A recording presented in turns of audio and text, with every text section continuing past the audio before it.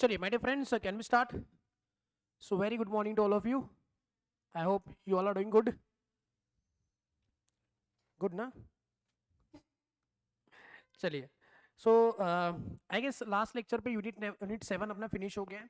एक काम करते हैं अभी कंपनीज एक्ट को पूरा रिवाइज करते हैं. लेट्स जस्ट चेक कितना समय लेता है. उसके बाद फिर यूनिट नंबर 8 का हम लोग इंट्रोडक्शन शुरू करते हैं. चलेगा? Yes.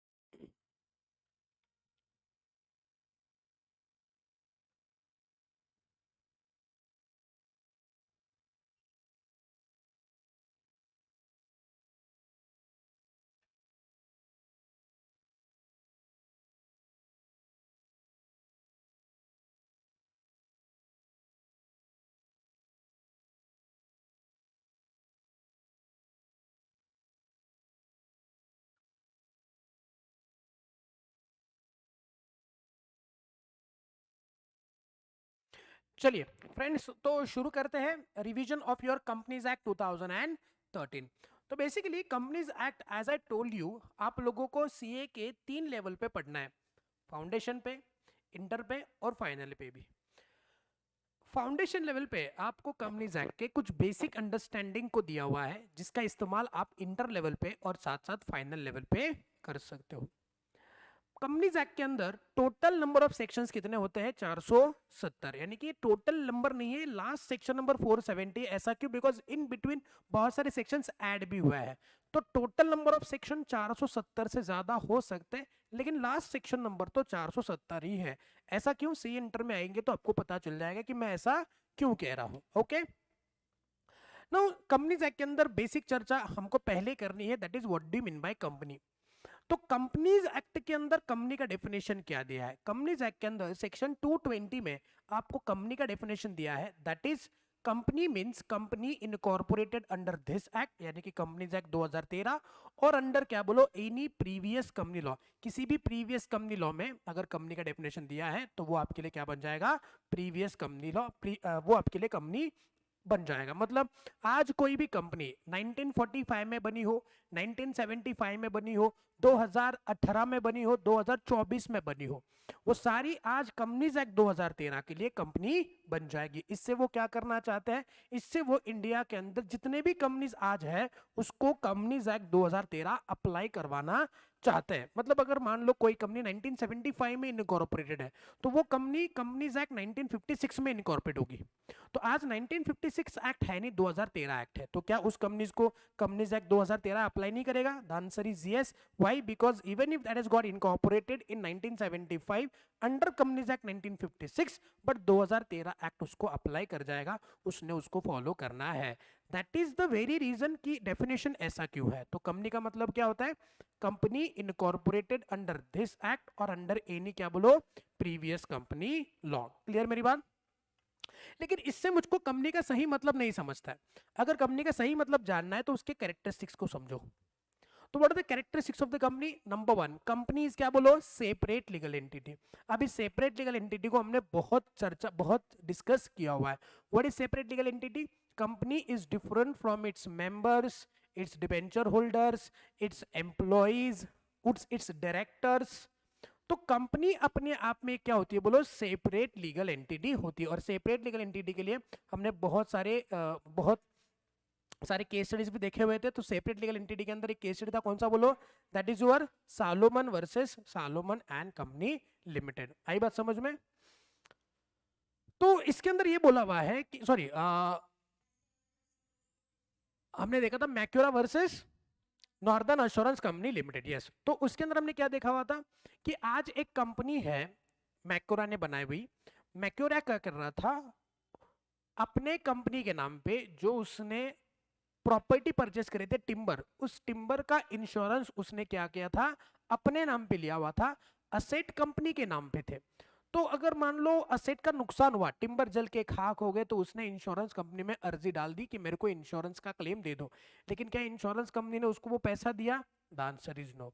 वाई? बिकॉज आज कंपनी अलग है और मैक्योरा अलग होगा। इवन इफ मैक्योरा के पास कंपनी के सारे शेयर्स होंगे, लेकिन कंपनी अपने एक अलग एंटिटी है, असेट उसके नाम पे होने चाहिए, तो इंश्योरेंस पॉलिसी भी कंपनी के नाम पे ही होना चाहिए। मैक्योरा के पास खुद के पास इंश्योरेंस पॉलिसी है, तो उस वजह से उस इंश्योरेंस क्लेम को हम सेटल नहीं करेंगे, ये कंपनी का कहना है। इससे हमने क्या डिसाइड कर लिया कि कंपनी अलग होती है, कंपनी के मेंबर्स अलग होते हैं। इवन इफ आपके पास मेजॉरिटी या सारे के सारे शेयर्स होंगे, फिर भी कंपनी अलग है, कंपनी के मेंबर्स अलग है। आई बात समझ में? ये हमने देखा था किसके अंदर, बोलो, that is separate legal entity में। Any doubt in separate legal entity? Are you sure? Yes. आगे बढ़ेंगे। नेक्स्ट वन आएगा आपका perpetual succession. What is perpetual succession? कि भैया आज कंपनी का एग्जिस्टेंस हमेशा के लिए रहेगा। आज मैं कंपनी का मेंबर हूं, मैं मर गया, इसका मतलब ये नहीं कि कंपनी में मर गई, कंपनी का एग्जिस्टेंस कंटिन्यूअस रहता है till the time of its winding up. मतलब जब तक मैं कंपनी को खुद से बंद नहीं करता हूं, तब तक कंपनी आगे चलेगी। कितने मेंबर्स आएंगे, कितने मेंबर जाएंगे, कंपनी का सक्सेशन, कंपनी का कंटिन्यूएंस रहेगा। नेक्स्ट वन आएगा limited liability of the members. आज ये एक बड़ा अच्छा फीचर है जिसकी वजह से कंपनीज हम बनाते हैं। मतलब मैं कंपनी का मेंबर हूं, लेकिन मेरी लायबिलिटी कंपनी के लायबिलिटी से लिमिटेड रहेगी। कैसे? बिकॉज आज मान लो मैं कंपनी के अंदर मेंबर बन चुका हूं, तो मेरी लायबिलिटी होगी up to the unpaid amount of the shares held by me. मतलब आज कंपनी को मान लो बहुत ज्यादा पैसों की गरज है, तो कंपनी मेरे से वो सारा पैसा नहीं मांग सकती।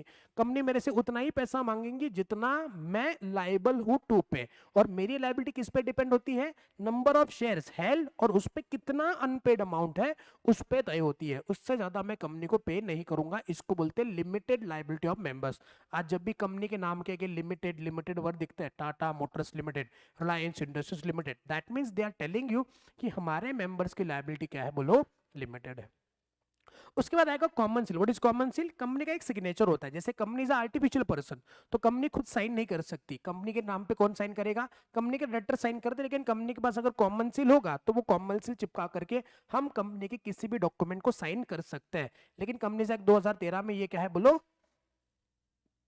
वॉलंटरी है। ये कंपलसरी चाहो तो रखो, नहीं तो नहीं रखो। एंड लास्ट वन आएगा आपका क्या, बोलो, आर्टिफिशियल लीगल पर्सन।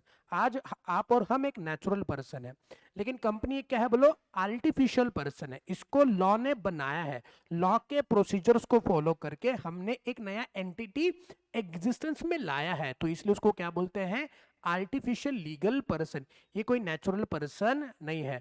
जो भी अधिकार एक पर्सन के होते हैं वो सारे उसको मिल जाएंगे, एक्सेप्ट उसको सिटीजनशिप नहीं मिलता है, उसको वोटिंग का अधिकार नहीं मिलता, उसका आधार कार्ड वगैरह नहीं होता है। लेकिन जो एक पर्सन कर सकता है, वैसे एक कंपनी भी कर सकती है, क्योंकि वो क्या है, एक आर्टिफिशियल लीगल या फिर जुडिशियल पर्सन होती है। अब ये जो सेपरेट लीगल एंटिटी है या आर्टिफिशियल जुडिशियल पर्सन है, इसका इस्तेमाल कुछ लोग गलत तरीके से कर सकते हैं। उसको हम लोग क्या बोलते हैं, कॉर्पोरेट विल। अब कॉर्पोरेट विल का मतलब क्या होता है? एज आई टोल्ड यू कि कंपनी और कंपनी को चलाने वाले लोग, मेंबर्स, डायरेक्टर्स, इनके बीच में एक पर्दा बन चुका है।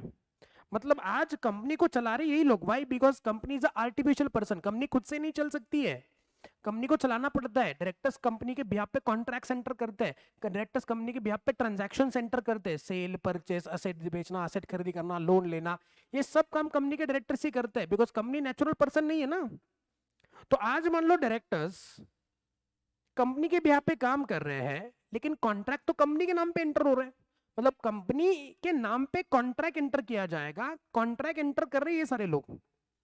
तो आज थर्ड पार्टी को सामने कौन दिख रहा है, कंपनी दिख रही है, क्योंकि उससे कॉन्ट्रैक्ट एंटर हो रहा है। लेकिन एक्चुअली कॉन्ट्रैक्ट एंटर कौन कर रहे हैं, कम ऑन, कंपनी को चलाने वाले लोग, मेंबर्स या डायरेक्टर्स कर रहे हैं। तो इस बात को बोलते हैं कॉर्पोरेट विल। कॉर्पोरेट विल मतलब पर्दा, कंपनी के बीच में और कंपनी को चलाने वाले लोगों के बीच में जो पर्दा बना है, लीगली पर्दा बना है। बिकॉज लॉ बोलता है कि separate legal entity, artificial judicial person. तो लॉ ने जो बनाया हुआ पर्दा है उसको कॉर्पोरेट विल कहते हैं। विल माने पर्दा, कॉर्पोरेट माने कॉर्पोरेट, लीगल तरीके से बना हुआ पर्दा, इसको बोलते हैं कॉर्पोरेट विल थ्योरी। लेकिन कई बार ऐसा हो सकता है कि कंपनी को चलाने वाले जो लोग हैं वो कंपनी के इस चीज का गलत इस्तेमाल करें। मतलब हो सकता है, इन शॉर्ट ऐसा हो सकता है कि मैंने कंपनी के नाम पे लोन लिया, लेकिन लोन का इस्तेमाल मैंने अपने पर्सनल पर्पस के लिए किया। तो मेरे को लोन चाहिए था, वो कंपनी के नाम पे लिया, तो बताएंगे कंपनी लायबल है टू पे द लोन और आई एम लायबल टू पे द लोन। तो बताएंगे यहाँ पे जो कंपनी के नाम पे लोन का कॉन्ट्रैक्ट हुआ है, लीगली कंपनी लायबल दिख रही है पे करने के लिए, लेकिन कंपनी लायबल मानी नहीं जानी चाहिए। कौन लायबल माना जाना चाहिए? मैं। तो मेरे को ढूंढने के लिए क्या करना पड़ेगा? पर्दा उठाना पड़ेगा। इसलिए उसको बोलते हैं lifting of will, lifting of corporate will. तो ऐसे बहुत सारे जुडिशियल केसेस हुए हैं जिसके अंदर हमने ये देखा कि इस कॉर्पोरेट विल को लिफ्ट करके देखना पड़ेगा कि कौन है जो कंपनी के नाम पे गलत काम कर रहा है। एग्जाम में इसके ऊपर सवाल बनाए जा सकते हैं। तो पहला केस स्टडी होगा that is trading with the, क्या बोलो, सॉरी, पहला आएगा protection with the revenue. Case study कौन सा था? री सर दिनशॉ मैनेक्जी पेटेंट, हाँ के नाम देखते, कोई केस ऊपर है क्या? दिया कि केस लो नहीं दिया, चलो। केस स्टडी का नाम क्या? कमॉन। री सर दिनशॉ मैनेक्जी पेटेंट। केस में क्या हुआ था कि दिनशॉ मैनेक्जी पेटेंट एक बहुत अमीर आदमी थे। उन्होंने अपने इनकम को टैक्स से बचाने के लिए 4 प्राइवेट कंपनीज बनाई और अपना इन्वेस्टमेंट कंपनीज के अंदर कुछ इस प्रकार से ट्रांसफर किया कि उस इंडिविजुअल कंपनी को आने वाला इनकम या डिविडेंड या इंटरेस्ट टैक्सेबल लिमिट से कम रहे। और फिर at the end of the year क्या करते थे, सारा इनकम अपने नाम पे एज अ लोन करके ट्रांसफर करवा के लेते थे, जिस लोन का वो कभी कंपनी को रीपेमेंट नहीं करते थे। मतलब इन शॉर्ट वो पैसा दिनशॉ मैनेक्जी पेटेंट खा लेते थे। तो आज लोन पे कोई टैक्स नहीं लगता है, तो कंपनी और दिनशॉ मैनेक्जी पेटेंट के बीच में लोन का जो कॉन्ट्रैक्ट हो रहा है, तो दिनशॉ मैनेक्जी पेटेंट के नाम के क्या है, के नाम पे क्या आ गया? लोन आ गया, इनकम नहीं, तो वो टैक्सेबल नहीं है। और साथ साथ कंपनी का इनकम जो है, इंडिविजुअल कंपनी का इनकम बिलो टैक्सेबल लिमिट है, तो वहां पे भी कोई टैक्स नहीं। तो यहाँ पे टैक्स नहीं, यहाँ पे टैक्स नहीं, जीरो टैक्स। जो अर्लियर दिनशॉ जी क्या कर रहे थे, खुद टैक्स भर रहे थे। तो इन्होंने ये 4 कंपनीज बनाई क्यों है? Just to reduce his tax liability, just to evade from the tax liability. तो अगर आज कोई पर्सन अपने टैक्स से बचाने के लिए कंपनीज बनाता है, तो आज वो कंपनीज और जिसने बनाया हुआ कंपनी है उसको एक ही मानेंगे। यूजुअली कंपनी अलग होती है और कंपनी को बनाने वाला अलग होता है, लेकिन यहाँ पे दोनों को क्या माना जाएगा? एक ही माना जाएगा। And this is how all the income of companies now again clubbed in the hands of Dinshaw ji. और दिनशॉ जी को अभी टैक्स भरना पड़ेगा क्योंकि उन्होंने टैक्स से बचाने के लिए ही ये 4 अरेंजमेंट किए हुए थे। इसको बोलते हैं क्या? Protection of the revenue. दूसरा आएगा trading with the enemy. Okay, इसके अंदर में देखा था to determine the character of the company. Case study का नाम क्या था? Daimler company limited versus Continental tyre and rubber company limited. क्या हुआ था? यूके के अंदर 2 कंपनीज थी, उसके अंदर एक जो कंपनी थी उसके सारे मेंबर्स और डायरेक्टर्स किसके थे? जर्मन के थे, हाँ के ना। तो यूके और जर्मनी के बीच में वॉर डिक्लेयर हो गया। तो फिर एक कंपनी ने दूसरे कंपनी को टायर बेचे हुए थे, उस टायर का पैसा रिकवर करने के लिए केस फाइल किया। किसने? जर्मन कंपनी ने केस फाइल कर दिया कि हमको हमारा पैसा वापस दे दो। लेकिन बताएंगे मुझको क्या यहाँ पे जर्मन कंपनी से क्या यूके वाली कंपनी पैसा रिकवर कर सकती है? नहीं। लेकिन इन्होंने क्या कहा? इन्होंने कहा कि आप क्या हो, जर्मन कंपनी हो, लेकिन बली तो कंपनी यूके के अंदर है, दोनों कंपनीज यूके में बनी है ना। लेकिन आज ये जो जर्मन के कंपनी के, जर्मनी के सारे डायरेक्टर्स और मेंबर्स जो किस कंपनी के हैं, जो भली कंपनी यूके में बनी है, उसका रियल कैरेक्टर देखना है तो कौन सी कंपनी है? ये जर्मन कंपनी है। तो हमको अगर किसी भी कंपनी के रियल कैरेक्टर को समझना है तो हमको उस कंपनी के मेंबर कौन है, डायरेक्टर कौन है, वो जानना होगा।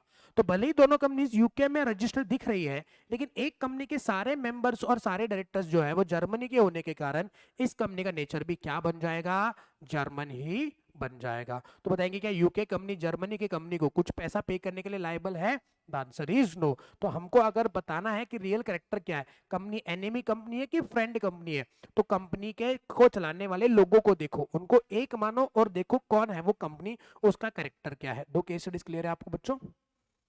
2 केस स्टडीज क्लियर है online student? 2 case studies clear है। चलिए आगे बढ़ते हैं। Next one, to avoid the legal obligation. तो हमने केस से देखा था workman employed in the associated rubber industry limited versus associated rubber industries limited. क्या हुआ था? एक कंपनी थी जिसके अंदर बहुत सारा प्रॉफिट था, तो कंपनी अपने एम्प्लॉयज को बोनस पे नहीं कर रही थी, तो एम्प्लॉयज ने क्या किया, बोनस मांगना शुरू किया। तो इस बोनस के ऑब्लिगेशन से बचने के लिए उन्होंने क्या किया, उन्होंने एक दूसरी सब्सिडरी कंपनी बनाई और अपने सारे प्रॉफिटेबल काम जो है वो कंपनी दूसरे कंपनी के नाम पे करते थे। काम तो इसी कंपनी में हो रहा है, नाम उस कंपनी का जा रहा है, तो प्रॉफिट किसका देखेगा, उस कंपनी का देखेगा जिसके नाम पे इनवॉइसेस रेज हो रहे हैं।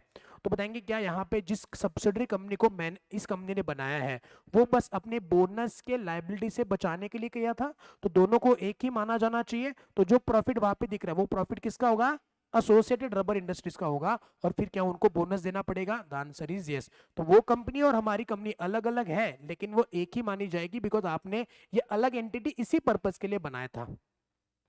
नेक्स्ट वन आएगा, formation of the subsidiary company to act as an agent. तो merchandise transport limited versus British transport commission नाम का केस स्टडी हुआ करता था।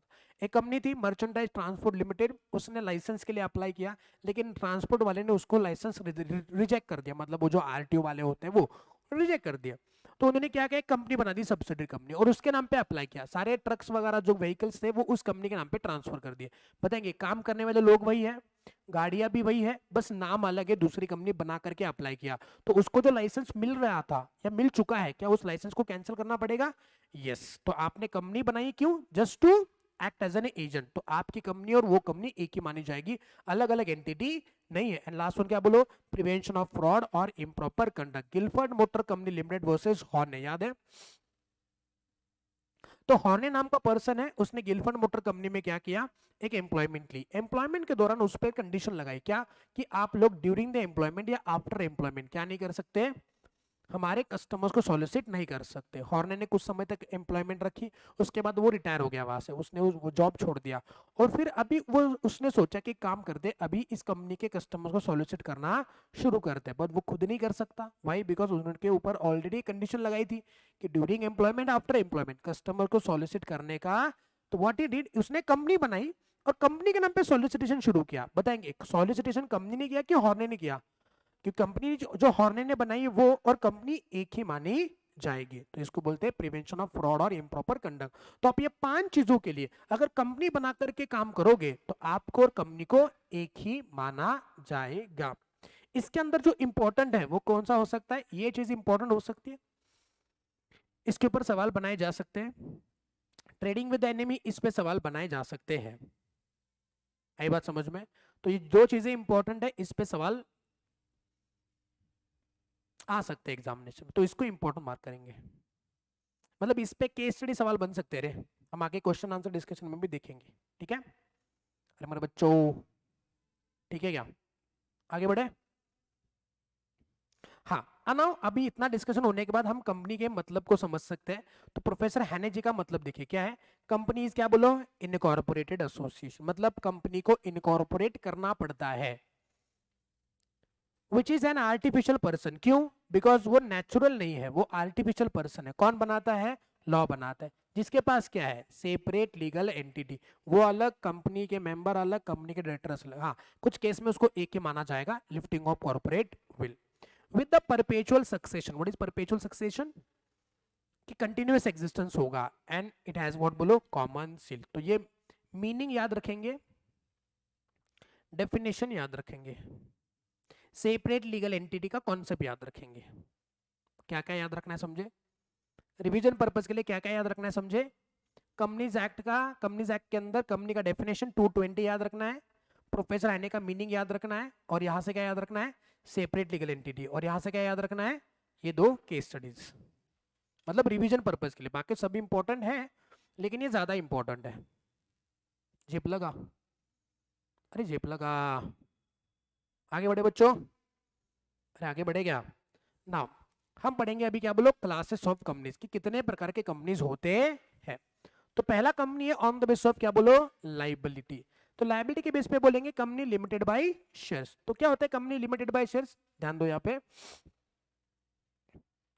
लिमिटेड बाय शेयर का मतलब होता है कंपनी के मेंबर्स की लाइबिलिटी क्या होती है बच्चों, कंपनी के मेंबर्स की लाइबिलिटी क्या होती है, कंपनी के मेंबर्स की लाइबिलिटी कैसी होती है, लिमिटेड होती है।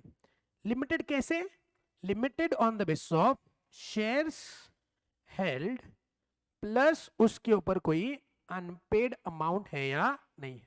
कंपनी के दो मेंबर है, मान लो एक कंपनी है ईपीए लिमिटेड, उसके कंपनी के शेयर का फेस वैल्यू है 100 रुपया।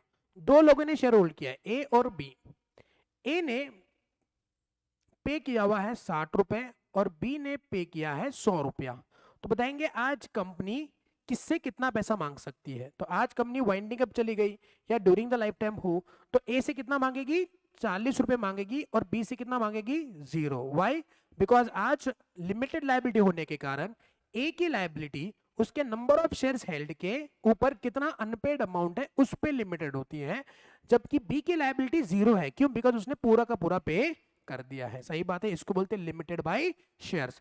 लिमिटेड बाय शेयर का मतलब होता है liability of the member is limited to the extent of shares held and unpaid amount on the shares. Same goes logic with क्या बोलो, company limited by guarantee. What is guarantee? यहाँ पे हम लोग शेयर्स की नहीं बात कर रहे, यहाँ पे हम लोग गारंटी की बात करते हैं। कुछ मेंबर्स कंपनी को गारंटी देते हैं कि हम वाइंडिंग अप में आपको इतना पैसा देंगे, तो कंपनी वाइंडिंग अप पे उनसे क्या करेंगी, उतना पैसा मांग सकती है। समझे?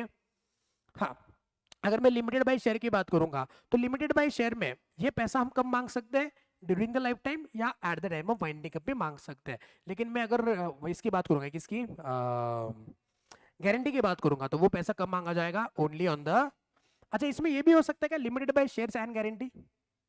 यस, तो कंपनी ऐसी भी हो सकती है, company limited by shares and guarantee. तो उस केस में कैसे पे करेंगे, शेयर्स के ऊपर की amount during life time and at the winding up, और वाइंडिंग अप का पैसा, सॉरी, गारंटी का पैसा वाइंडिंग अप में। फिर आती कौन सी company, that is unlimited. What is unlimited company? ऐसी कंपनी जिसके मेंबर्स की लायबिलिटी अनलिमिटेड होती है। यूजुअली फाइनेंस कंपनीज या इन्वेस्टमेंट कंपनीज वगैरह जो होती है उनकी लायबिलिटी अनलिमिटेड होती है, और आज इंडिया में ऐसी कंपनीज भी मौजूद है। सही बात है। कोई एग्जाम्पल बताया भाई, मैंने बताया था आपको।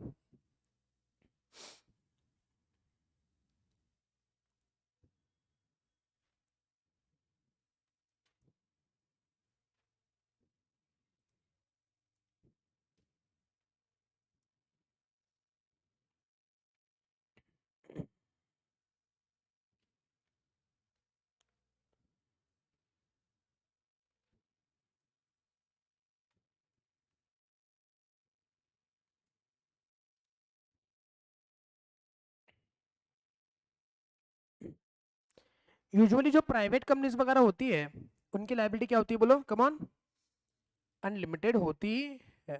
तो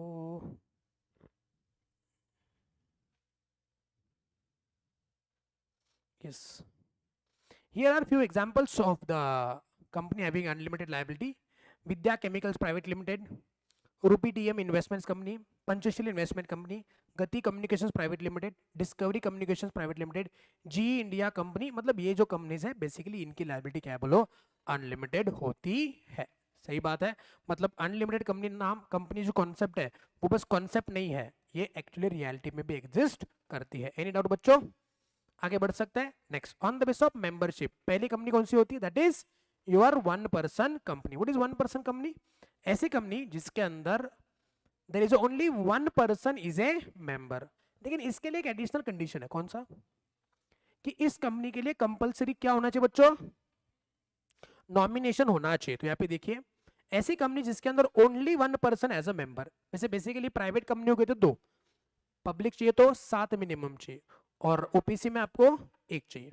जिसके पास मिनिमम पेड अप कैपिटल होना चाहिए, लेकिन आज कोई लिमिट प्रिस्क्राइब्ड नहीं है, और कंपलसरी उसके मेमोरेंडम में किसका नाम होना चाहिए, एक नॉमिनी का नाम होना चाहिए। अच्छा, नॉमिनी अपॉइंट करने से पहले क्या उसका प्रायर कंसेंट लिया जाता है? क्या नॉमिनी अपना कंसेंट विड्रॉ कर सकता है? क्या मेंबर भी किसी भी टाइम पे नॉमिनी को चेंज कर सकता है? yes.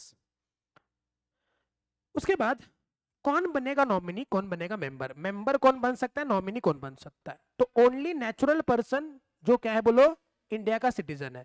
रेसिडेंशियलशिप की कोई क्राइटेरिया नहीं है। तो आज किसी भी, याद रखना, ओपीसी के अंदर ये सवाल बनाया जा सकता है कि कौन बनेगा मेंबर, कौन बनेगा नॉमिनी। तो आज मैं किसी ओपीसी का मेंबर या किसी ओपीसी का क्या बनना चाहता हूं, नॉमिनी बनना चाहता हूं, तो वो क्या होना चाहिए कंपलसरी, वो नेचुरल पर्सन होना चाहिए और इंडिया का सिटीजन होना चाहिए। इसके अंदर रेसिडेंशियलशिप की कोई क्राइटेरिया, वो इंडिया का रेसिडेंट है या नहीं है। अच्छा, ऐसा हो सकता है कि वो इंडिया का सिटीजन है लेकिन रेसिडेंशियल नहीं है, मतलब वो इंडिया का सिटीजन है लेकिन एनआरआई है, ऐसा हो सकता है? एनआरआई मतलब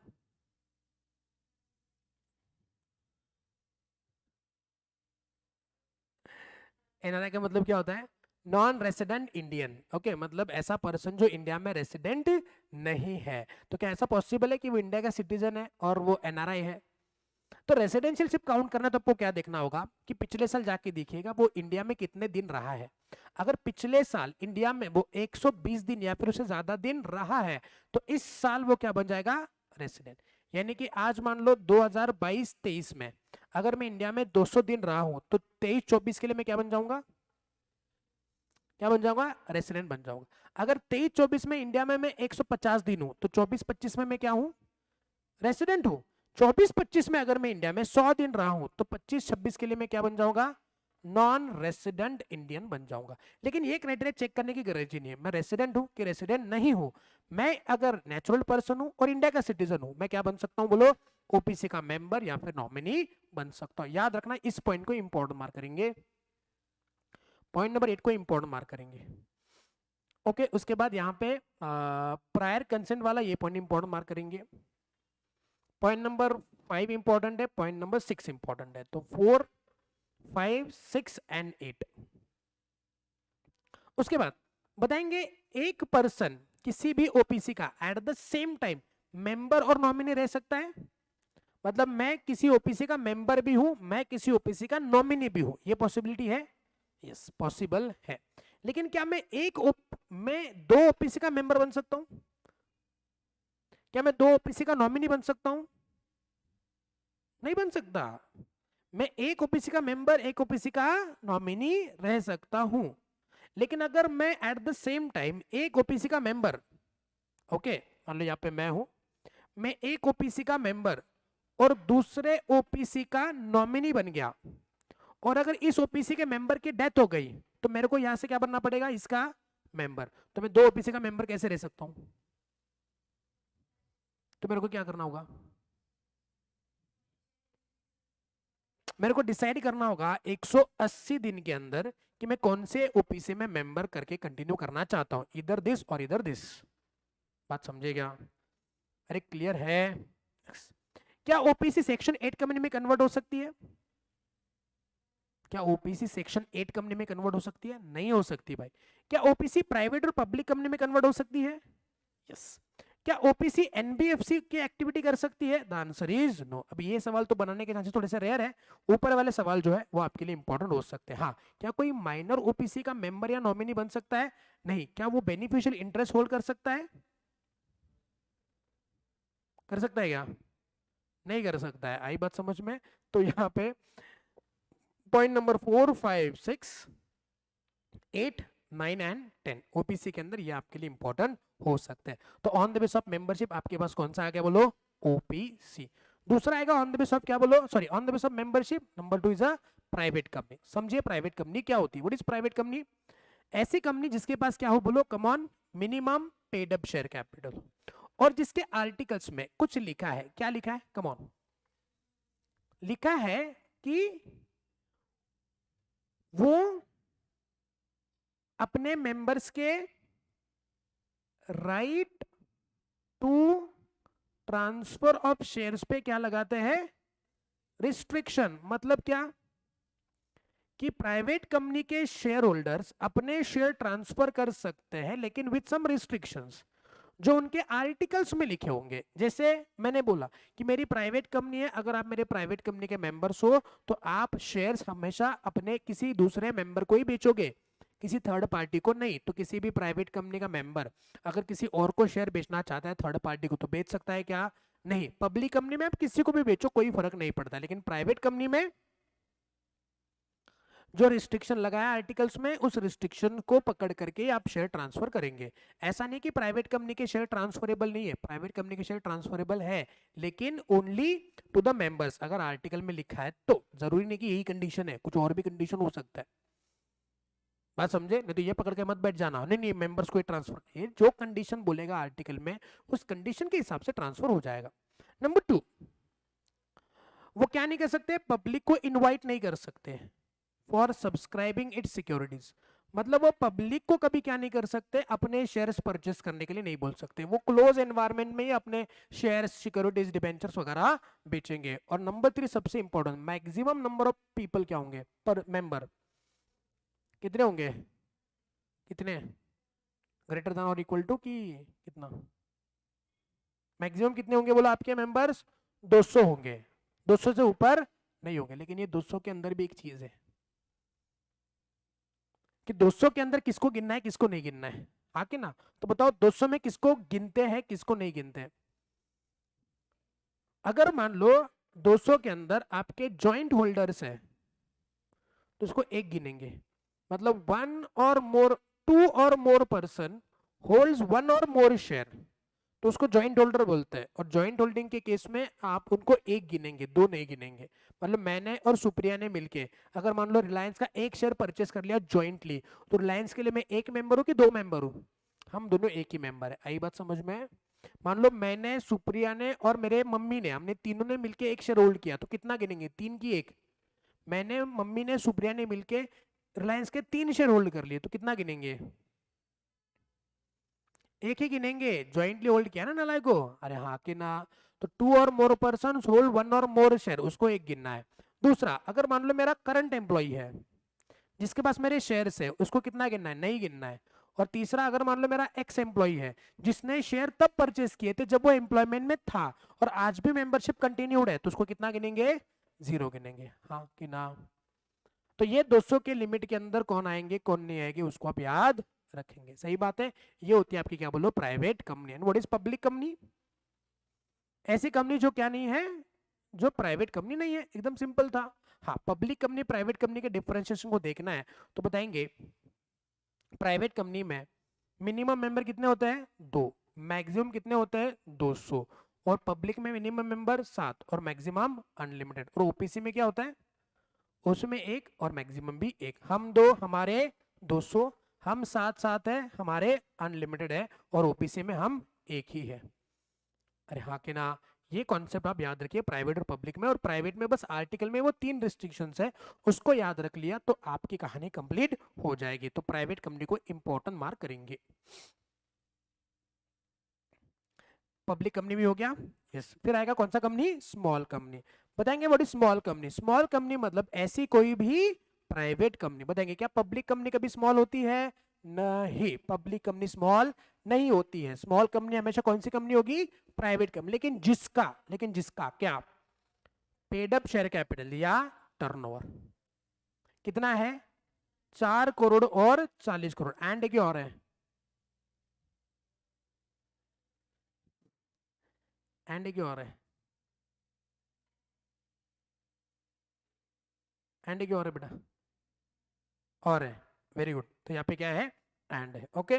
तो अगर किसी कंपनी का, प्राइवेट कंपनी का paid up share capital 4 crore है और साथ साथ टर्नओवर क्या है, 40 करोड़ है, तो उस कंपनी को स्मॉल बोलेंगे। ऐसा क्यों, बिकॉज अगर मान लो कोई कंपनी है जिसका paid up share capital 3 crore है और जिसका टर्नओवर 50 करोड़ है, तो वो स्मॉल कंपनी है कि नहीं।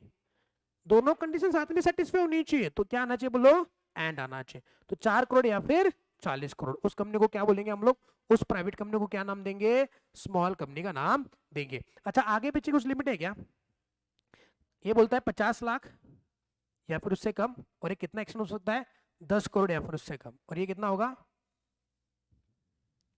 टर्नओवर का लिमिट क्या है, 10 करोड़, और ये कितना है, 100 करोड़। अरे समझे नहीं समझे, पक्का। लेकिन ये लिमिट अभी आपको याद करने की गरज नहीं है, आप बस इस लिमिट के साथ आगे बढ़ सकते हो कि ऐसी कोई भी प्राइवेट कंपनी जिसका paid up share capital 4 crore रुपए या फिर उससे कम है एंड जिसका टर्नओवर 40 करोड़ या फिर उससे कम है, तो आपकी कंपनी को क्या कहा जाएगा, कम ऑन, ये इक्वल टू और लेस है। किसी कंपनी का paid up share capital 4 crore और जिसका टर्नओवर 40 करोड़ है, स्मॉल है कि नहीं, स्मॉल है कि नहीं, the answer is yes, okay. लेकिन हाँ, इसके अंदर कुछ कंपनीज नहीं आती है। कौन सी कंपनीज, 3S वाली कंपनीज, याद है कुछ, ओके। आपकी कंपनी क्या है बोलो, सेक्शन 8 कंपनी है, तो आप स्मॉल नहीं हो सकते भले ही आप 4 करोड़ 40 करोड़ में आ गए। अगर मान लो आपकी कंपनी होल्डिंग कंपनी या सब्सिडरी है किसी की, तो आप स्मॉल नहीं हो सकते, या फिर आप किसी स्पेशल एक्ट के अंदर बनी कंपनी है तो आप स्मॉल नहीं हो सकते। तो बेसिकली पब्लिक कंपनी कभी स्मॉल नहीं होगी, सेक्शन 8 कंपनी कभी स्मॉल नहीं हो सकती। अगर आपकी कंपनी किसी की होल्डिंग या सब्सिडरी है तो स्मॉल नहीं हो सकती, और अगर आपकी कंपनी स्पेशल एक्ट के अंदर बनी है तो भी स्मॉल नहीं हो सकती, इवन इफ आपका टर्नओवर 4 करोड़ 40 करोड़ से नीचे है। मतलब कोई पब्लिक कंपनी जिसका टर्नओवर और paid up share capital 4 crore 40 crore से कम है तो स्मॉल नहीं हो सकता। अगर मेरी कंपनी प्राइवेट कंपनी है लेकिन मेरी कंपनी किसी कंपनी की होल्डिंग कंपनी है, या मेरी कंपनी किसी की सब्सिडरी है, या मेरी कंपनी सेक्शन 8 कंपनी है या स्पेशल एक्ट वाली कंपनी है, तो इवन इफ मेरा turnover paid up share capital 4 crore 40 crore है, मेरे को कभी क्या नहीं माना जा सकता? कम ऑन, अरे क्या नहीं माना जा सकता? स्मॉल माना नहीं जा सकता। एनी डाउट भाई और बहनों? Any doubt? ये हो गया small company. Mark small company as important, mark small company as important. आगे बढ़ सकते हैं, आगे बढ़ सकते हैं। नेक्स्ट आएगा आपका क्या बोलो? Holding company. So holding company and subsidiary company. तो हम पहले सब्सिडरी कंपनी को डिफाइन करते हैं। What is subsidiary company? ध्यान देंगे सब लोगों का, ध्यान बोर्ड पे। आज यहाँ पे है एस लिमिटेड और यहाँ पे है क्या बोलो? H limited. तो एच लिमिटेड ने एस लिमिटेड के अंदर क्या कुछ करना चाहिए कि इससे आपकी एस लिमिटेड सब्सिडरी और एच लिमिटेड क्या बन जाए? होल्डिंग कंपनी बन जाए। दो काम करने, मतलब दोनों में से एक काम करना है। पहला काम क्या होगा? They should control the board of directors composition. कौन? एच लिमिटेड एस लिमिटेड के बोर्ड ऑफ डायरेक्टर्स के कॉम्पोजिशन को कंट्रोल करनी चाहिए। तो what is the controlling the composition of board of directors? यहाँ पे एस लिमिटेड के सारे या मेजॉरिटी क्या डायरेक्टर्स को क्या करना है? अपॉइंट या फिर रिमूव करने की पावर अगर एस के एच के पास है तो हम कहेंगे एच का एस के बोर्ड ऑफ डायरेक्टर्स के कॉम्पोजिशन पे कंट्रोल है। वापस एक बार, एस लिमिटेड एच की सब्सिडरी है या नहीं है, ये कैसे माने? देखो कि क्या एच लिमिटेड ने एस लिमिटेड के बोर्ड ऑफ डायरेक्टर्स के कॉम्पोजिशन पे कंट्रोल किया है कि नहीं किया? कब कहेंगे कॉम्पोजिशन पे कंट्रोल है कि नहीं? अगर एच लिमिटेड एस लिमिटेड के सारे या मेजॉरिटी डायरेक्टर्स को अपॉइंट या रिमूव करने की अथॉरिटी रखता है, पावर रखता है, तो कहेंगे एच ने एस के अंदर क्या रखा है? बोर्ड ऑफ डायरेक्टर्स के कॉम्पोजिशन पे कंट्रोल रखा है। और अगर ऐसा हुआ है तो एस एच ऑटोमेटिकली एच की क्या बन जाएगी? सब्सिडी बन जाएगी, और एच एस का होल्डिंग कंपनी बन जाएगा। ये पहला क्राइटेरिया। या फिर और बोला है, और क्या? और होल्डिंग मोर देन और इक्वल टू 1/2 ऑफ क्या बोलो? Total voting power. ये टोटल वोटिंग पावर की जगह पे पेड अप शेयर कैपिटल भी लिखा जा सकता था, लेकिन आज किसी कंपनी ने अगर डीवीआर इश्यू किए हैं तो उनके टोटल शेयर्स और उनके वोटिंग पावर अलग अलग हो सकते हैं, इसलिए टोटल वोटिंग पावर देखना जरूरी है। क्या ऐसी पॉसिबिलिटी है कि मेरे पास शेयर्स कम है लेकिन वोटिंग पावर ज्यादा है? ऐसा हो सकता है ना कि मेरे पास शेयर्स कम है लेकिन वोटिंग पावर ज्यादा है। ऐसा भी हो सकता है कि मेरे पास शेयर्स कम है और वोटिंग पावर ज्यादा है। ऐसे भी हो सकता है शेयर्स ज्यादा है वोटिंग पावर कम है, ऐसे हो सकता है। तो शेयर कैपिटल पे अगर आपको कंट्रोलिंग पावर देखना है तो वो पॉसिबल नहीं है अगर डीवीआर इशू किया है। तो नॉर्मली जितने शेयर उतने वोटिंग पावर होते हैं, 1 share is equal to 1 vote, लेकिन जहां पे डीवीआर आता है वहां पे ये प्रॉब्लम आ सकता है। इसलिए कंफ्यूजन मिटाने के लिए उन्होंने शेयर कैपिटल की जगह पे क्या लिख दिया? टोटल वोटिंग पावर लिख दिया। तो आज मान लो एस लिमिटेड के पास 1 लाख शेयर है, इमेजिन करो उन्होंने डीवीआर इशू नहीं किया है, तो कितने वोटिंग पावर हो गए?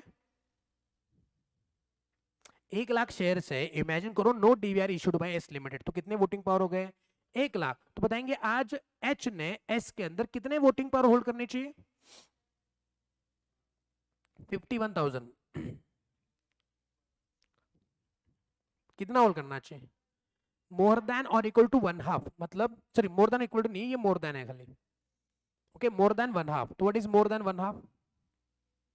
It is more than 50,000। तो कितना आता है? एटलीस्ट 50,001, 51,000 नहीं, 50,000 एक भी मोर देन 1/2 है, हाँ कि ना?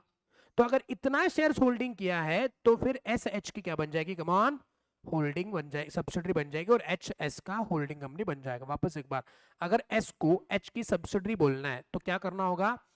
एच ने एस के बोर्ड ऑफ डायरेक्टर्स के कॉम्पोजिशन पे कंट्रोल करना होगा, या फिर एच ने इसके अंदर मोर देन 1/2 के टोटल वोटिंग पावर्स होल्ड करना है, तभी एच एस की होल्डिंग और एस एच की सब्सिडी बन जाएगी। ये खत्म हो आपका कहानी, क्या बोलो, होल्डिंग और सब्सिडी। हाँ, प्राइवेट कंपनी के डेफिनेशन में एक पार्ट बचा हुआ था, that is sorry public company के केस में एक पार्ट बचा हुआ था, दैट इज कि अगर मान लो आपकी कंपनी है ए लिमिटेड, जो कौन सी कंपनी है, पब्लिक की प्राइवेट। ए लिमिटेड कौन सी कंपनी है, पब्लिक की प्राइवेट। ए लिमिटेड कौन सी कंपनी है, पब्लिक की प्राइवेट, पब्लिक कंपनी नलायको। उसके बाद दूसरी कंपनी आती है बी प्राइवेट लिमिटेड, कौन सी कंपनी है। अगर मान लो इस पब्लिक कंपनी ने किसी प्राइवेट कंपनी को अपनी सब्सिडरी बनाया है, तो ये कंपनी बाय नेचर प्राइवेट है, लेकिन क्या मानी जाएगी, डीम पब्लिक कंपनी। तो पब्लिक कंपनी का डेफिनेशन क्या था, ऐसी कंपनी जो क्या नहीं है, प्राइवेट नहीं है, और ऐसी प्राइवेट कंपनी जो पब्लिक कंपनी की सब्सिडरी है उसको डीम्ड पब्लिक कंपनी मानेंगे। जेप लगाओ। तो पब्लिक कंपनी डेफिनेशन में ये बस आपको ऐड करना होगा। तो यहाँ पे खत्म आपका, क्या बोलो, that is subsidiary company and holding company. Any doubt so far, any doubt so far, आगे बढ़ सकते हैं। चलिए नेक्स्ट वन आएगा आपका कौन सा कंपनी, एसोसिएट कंपनी। सब्सिडरी को इंपॉर्टेंट मार्क करना, एसोसिएट को इंपॉर्टेंट मार्क करना। एसोसिएट कंपनी क्या होती है, व्हाट इज एसोसिएट कंपनी, ध्यान दो, व्हाट इज एसोसिएट कंपनी। तो आज मान लो यहाँ पे एच लिमिटेड है और यहाँ पे है कौन सी कंपनी, ए लिमिटेड। कब कहेंगे ए एच की एसोसिएट कंपनी है, तो आपको देखना होगा कि क्या इसके अंदर क्या है, सिग्निफिकेंट इन्फ्लुएंस है। तो पहली चीज क्या आएगी, और दूसरा तरीका क्या है, वो ज्वाइंट वेंचर के अंदर है। और तो व्हाट इज सिग्निफिकेंट इन्फ्लुएंस, आपको देखना है कि एच ने ए के क्या करनी चाहिए, मोर देन और इक्वल टू, क्या बोलो, 20% के टोटल वोटिंग पावर होल्ड करनी चाहिए, या फिर और क्या करना चाहिए, एच ने ए के बिजनेस डिसीजन को कंट्रोल करना चाहिए अंडर एन एग्रीमेंट। तो हम मानेंगे क्या, ए एच की क्या है, बोलो, एसोसिएट कंपनी है। अरे समझेंगे, भूल गए ना सब कुछ। तो ए एसोसिएट कंपनी एच की है नहीं, उसके लिए हमको दो चीजें देखनी है कि क्या एच का ए के अंदर क्या है, सिग्निफिकेंट इन्फ्लुएंस है, या फिर एच और ए दोनों ज्वाइंट वेंचर के अंदर है क्या। सिग्निफिकेंट इन्फ्लुएंस का मतलब क्या होता है कि एच का ए के पास मोर देन और इक्वल टू 20% का टोटल वोटिंग पावर है, या फिर एच ए के बिजनेस डिसीजंस को अंडर एन एग्रीमेंट कंट्रोल करता है, तो उसको क्या मानेंगे, एसोसिएट कंपनी मानेंगे। अच्छा, अगर मान लो ये बढ़ करके 20% का बढ़ करके 20% एसोसिएट है, 30% एसोसिएट है, 40% एसोसिएट, 50% एसोसिएट, मोर देन 50% हो गया, तो फिर वो एसोसिएट माना नहीं जाएगा, वो होल्डिंग सब्सिडरी बन जाएगा। ये अपने पॉइंट इसके अंदर याद रखना है। एसोसिएट कंपनी का डेफिनेशन क्लियर बच्चों, रेजोरेंस, अगर क्लियर हो तो resonance, resonance, resonance, resonance. Associate company का डेफिनेशन क्लियर है बेटा, हाँ, रेजोरेंस, हाँ, गुड। सवाल पूछूंगा बाद में, क्लियर है तो। फिर आएगा लिस्टेड कंपनी और unlisted company. What is listed company, ऐसी कंपनी जिसके जिसके सिक्योरिटीज स्टॉक एक्सचेंज पे लिस्ट है, वो भी कौन सा, रिकॉग्नाइज, उसको बोलते हैं लिस्टेड। और जो लिस्ट नहीं उसको क्या बोलते हैं, अनलिस्टेड। कोई लिस्टेड कंपनी का एग्जांपल बता दो फटाफट, किसी भी लिस्टेड कंपनी का एग्जांपल बता दो। अरे Tata Motors, Tata power, Reliance industries, ये सारी लिस्टेड कंपनीज है।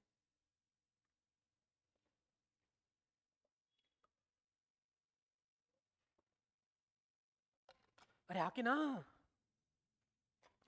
यूजुअली सारे प्राइवेट कंपनी अनलिस्टेड होते हैं, और पब्लिक कंपनी में दो कैटेगरी हो सकती है, लिस्टेड या अनलिस्टेड।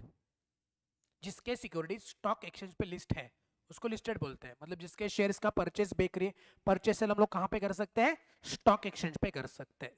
समझे क्या रे, तो समझा ना रे, पक्का। तो उसको क्या बोलते हैं, लिस्टेड एंड क्या बोलो, अनलिस्टेड। इसमें कोई इंपॉर्टेंट नहीं है।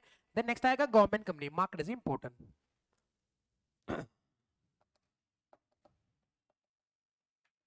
सब लोग समझ रहे हैं ना हम क्या चर्चा कर रहे हैं, कंपनीज एक्ट पढ़ रहे हैं, पीछे क्या पढ़ रहे हैं, कंपनीज एक्ट पढ़ रहे हैं ना, सही में, हाँ, थोड़ा मुस्कुराइए, हाँ?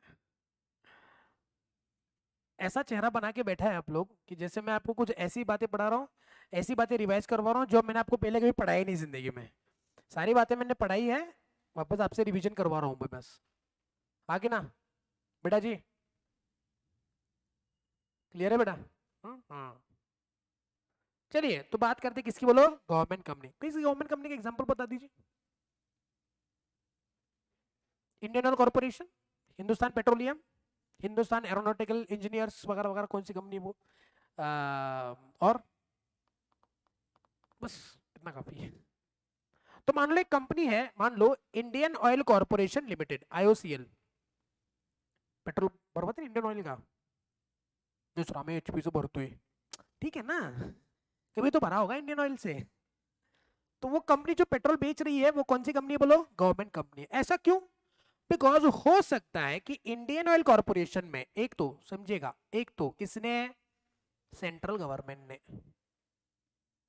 या फिर किसी स्टेट गवर्नमेंट ने, या फिर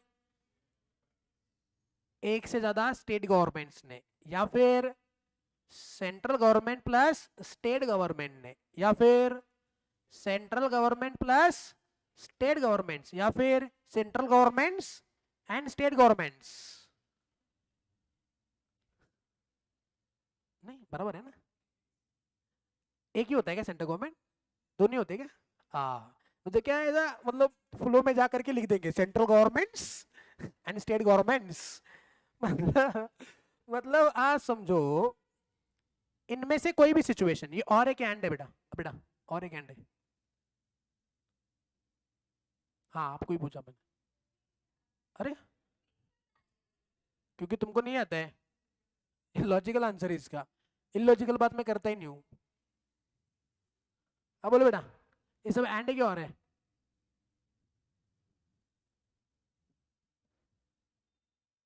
बोलो ना, ऑन एंड क्यों हो रहा है? एंड है, वेरी गुड। तो ये क्या है, बोलो और है।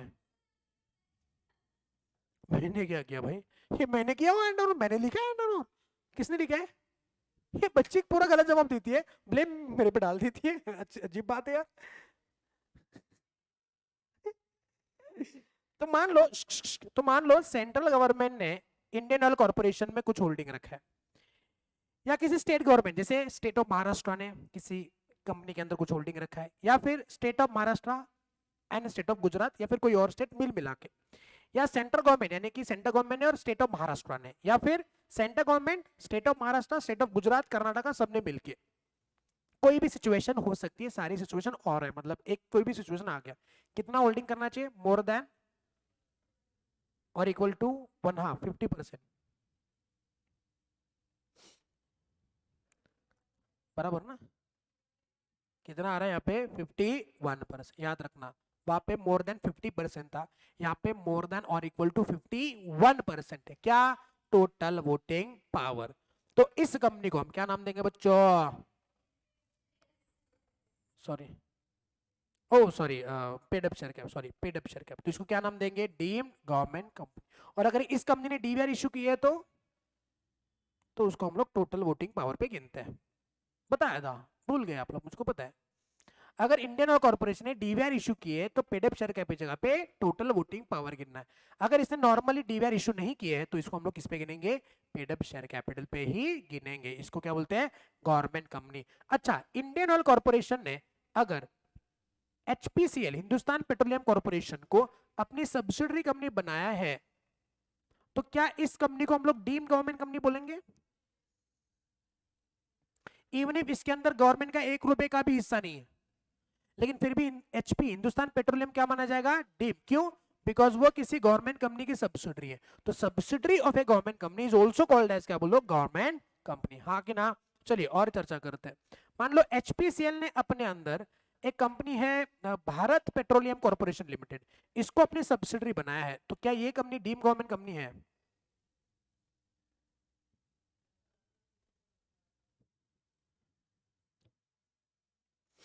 सिचुएशन समझे? क्या बीपीसीएल गवर्नमेंट कंपनी है? कैसे? कैसे? सॉरी, एचपीसीएल गवर्नमेंट कंपनी है तो होने दो। हाँ, तो गवर्नमेंट की सब्सिडी अगर है तो वो भी क्या मानी जाएगी? अच्छा, इसके अंदर और एक कंपनी है, रिलायंस पेट्रोलियम लिमिटेड। इसने इसको सब्सिडरी बनाया है, ये इसकी होल्डिंग है। बताओ क्या ये डीम गवर्नमेंट कंपनी है? बताओ क्या ये डीम गवर्नमेंट कंपनी है? कौन जवाब देगा वॉलंटरली? अभी आपको नहीं पूछूंगा बेटा। बताओ यहाँ पे ये गवर्नमेंट कंपनी है कि नहीं? अरे बताओ रिलायंस पेट्रोलियम गवर्नमेंट कंपनी है कि नहीं? अरे है कि नहीं? है। क्यों?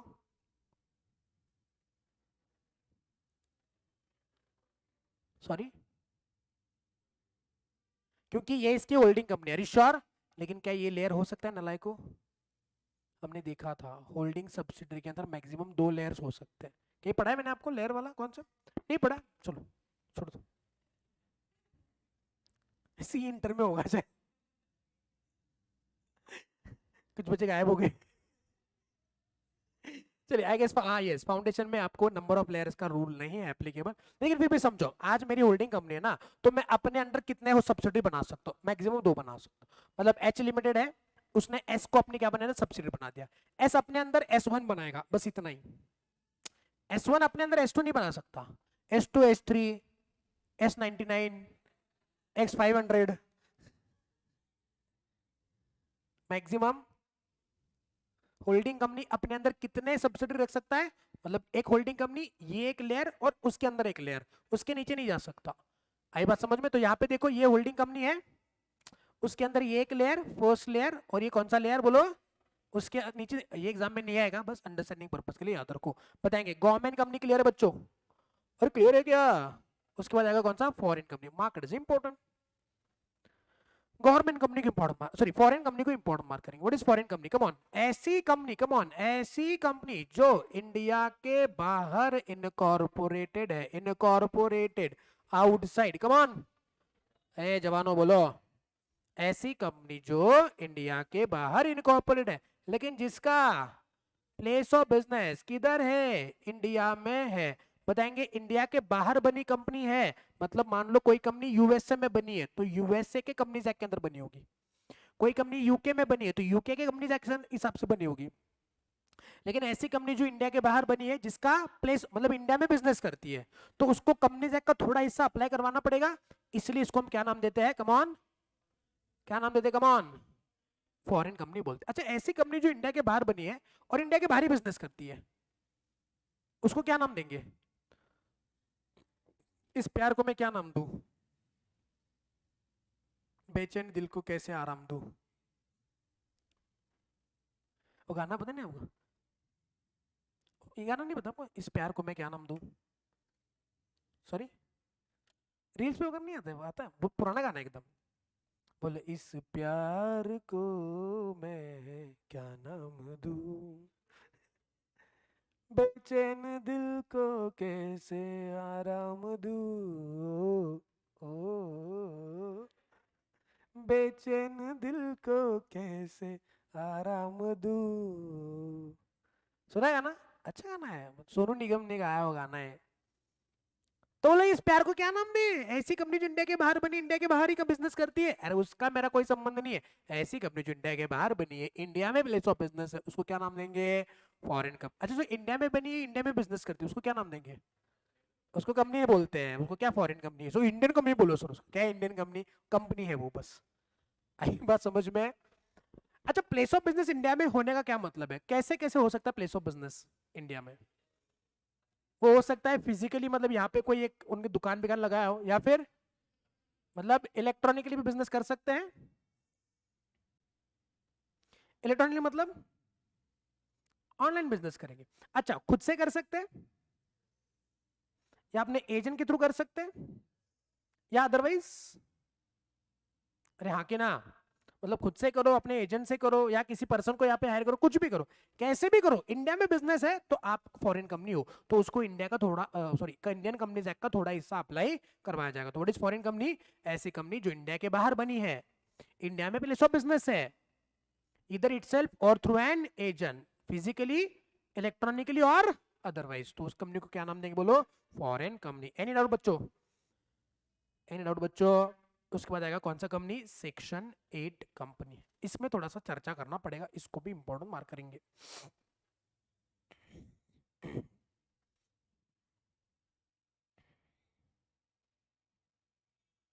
दो मिनट सांस लेनी है, 2 मिनट सांस लेनी है आपको।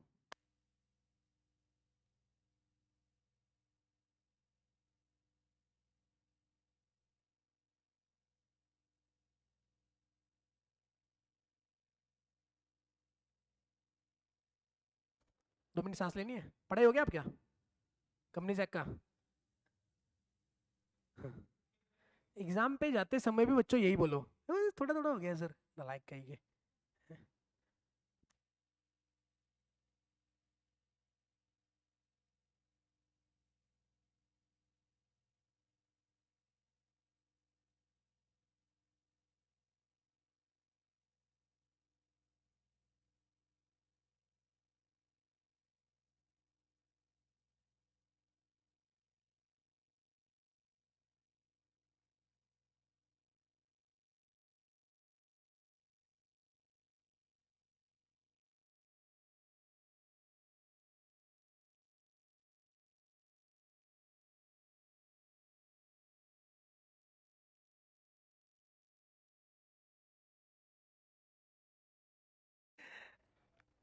चलो शुरू करें, शुरू करें। सेक्शन 8 कंपनी बताएंगे, नॉर्मल कंपनी और सेक्शन 8 कंपनी में क्या डिफरेंस है। वैसे सेक्शन 8 कंपनी किसके लिए बनती है विद्या? देखो कुछ भी नहीं बोलते। अच्छा बताओ, ये कंपनी प्रॉफिट कमाती कि नहीं कमाती है? तो ये नॉन प्रॉफिट कंपनी है कि company with the charitable object है? Company with the charitable object है, हाँ कि ना? तो इस कंपनी को इनकॉर्पोरेट करने का तरीका अलग है बेटा। इसको इनकॉर्पोरेट करना है तो जाएंगे तो आरओसी के पास ही, हाँ कि ना? What is ROC? ROC, ROC का लॉन्ग फॉर्म क्या है? रजिस्टर ऑफ इनकॉर्पोरेशन है, बोलते रजिस्ट्रार ऑफ कंपनीज, क्या बोलते हैं उसको? रजिस्टर मतलब जहां पे जाकर के आपको डॉक्यूमेंट जमा करने रे, गवर्नमेंट का ऑफिसर है registrar of company. ROC, ROE नहीं। बच्चा बोला आरओई किधर है सर? अबे गांव में मूवी देखा है वो कौन सा मूवी है रे वो, आशिकी, आशिकी टू। आशिकी टू देखा आपने? उसके अंदर ना वो क्या गाना गाते हैं वो हम तेरे बिन, हाँ वो ही गाना ना उसके अंदर, रे है नहीं बोल तू मर जा। क्या गाना, हम तेरे बिन रह नहीं सकते, कैसा सांस नहीं लेता है क्या?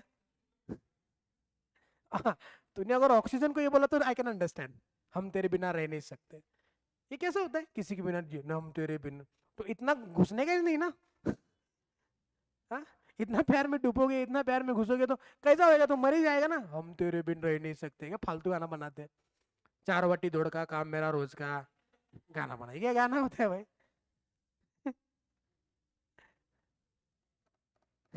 आजकल गाने बनाते लोग।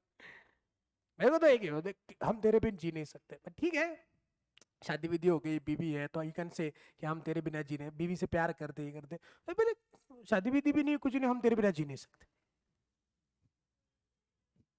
पॉसिबल ही नॉट पॉसिबल, जी सकते हैं, ऐसा नहीं नहीं जी सकते, एक बार ऐसा नाक बंद कर दे तो मर जाएगा। अदरवाइज तो जी सकता है भाई, तो जी सकता।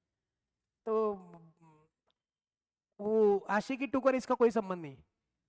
आशिकी टू के अंदर आरोही थी, आई गेस आरोही थी ना, उसका नाम क्या था? देखा है आशिक टू अपने?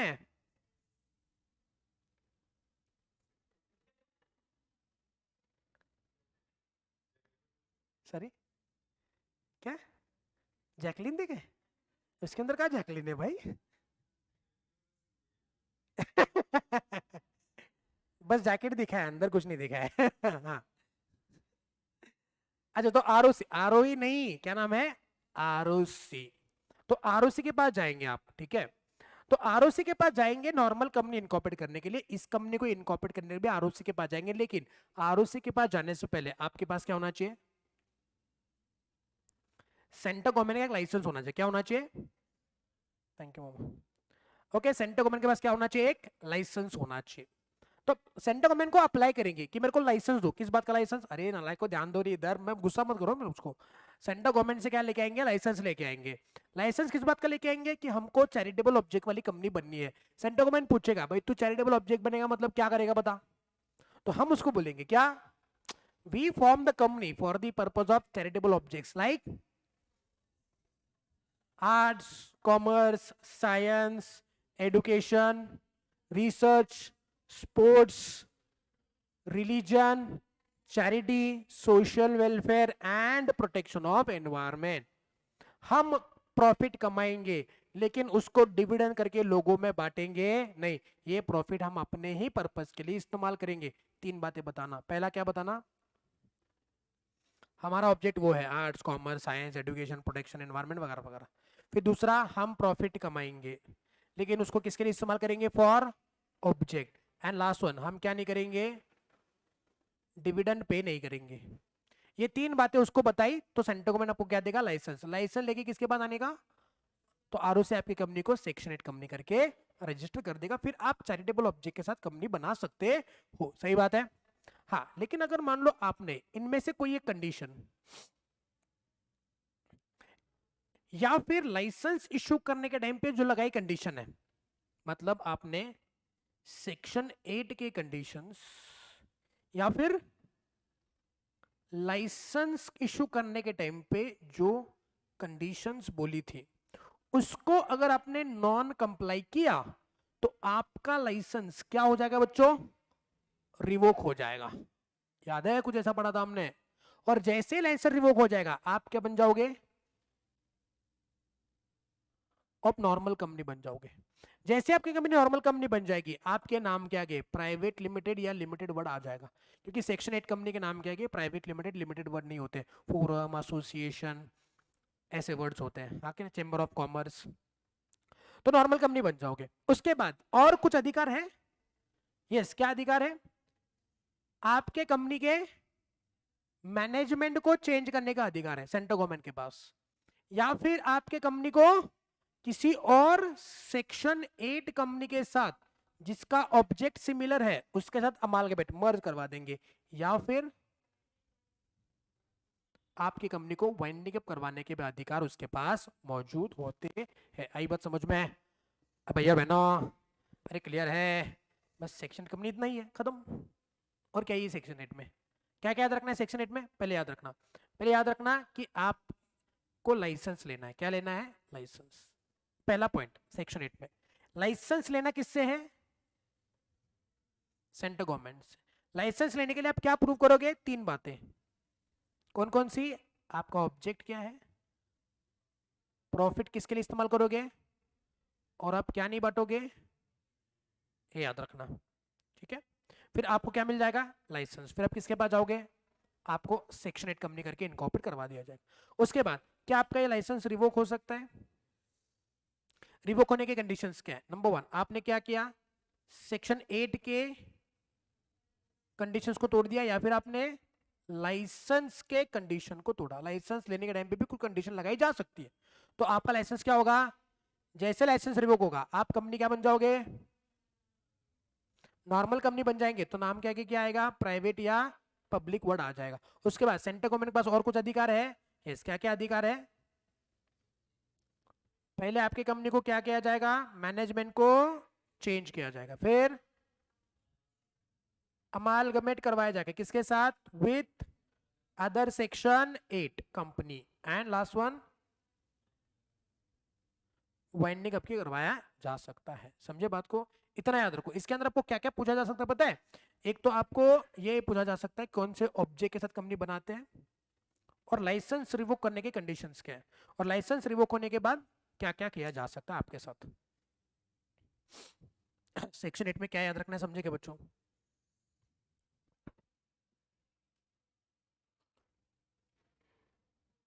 सेक्शन 8 में क्या याद रखना है, समझे क्या बेटा, समझे क्या, इस टेस्ट में पूरी नजर आप पे है।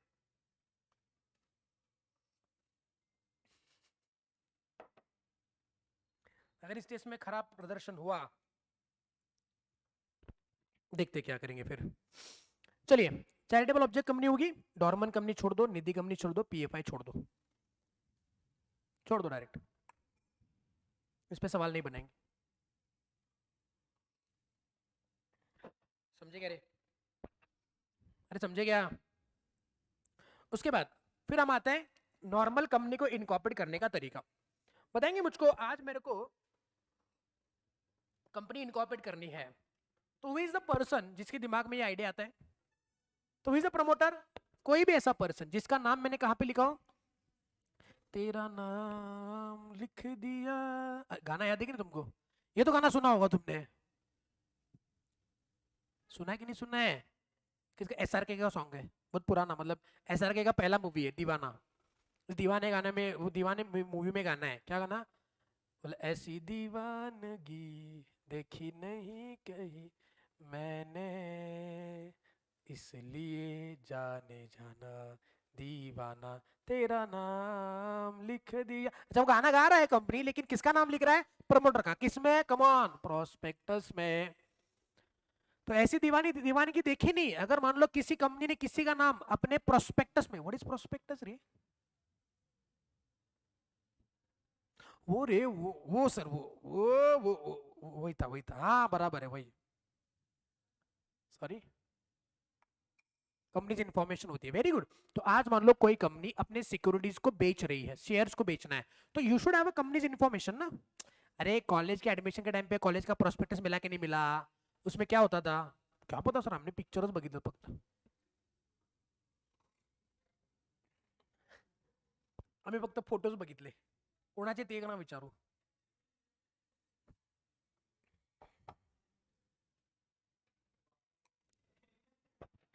अरे कॉलेज के फोटोज, कॉलेज का बिल्डिंग कैसा है, कॉलेज में ऐसा हिरवर बिरवर है कि नहीं है, अरे ग्रीनरी ग्रीनरी। तो सुनिए लड़कियों, प्रोस्पेक्टस का मतलब क्या होता है? प्रोस्पेक्टस मतलब ऐसा डॉक्यूमेंट जिसके अंदर हम कंपनी की इंफॉर्मेशन पास ऑन करते हैं और बताते हैं कि ये हमारी कंपनी है, प्लीज।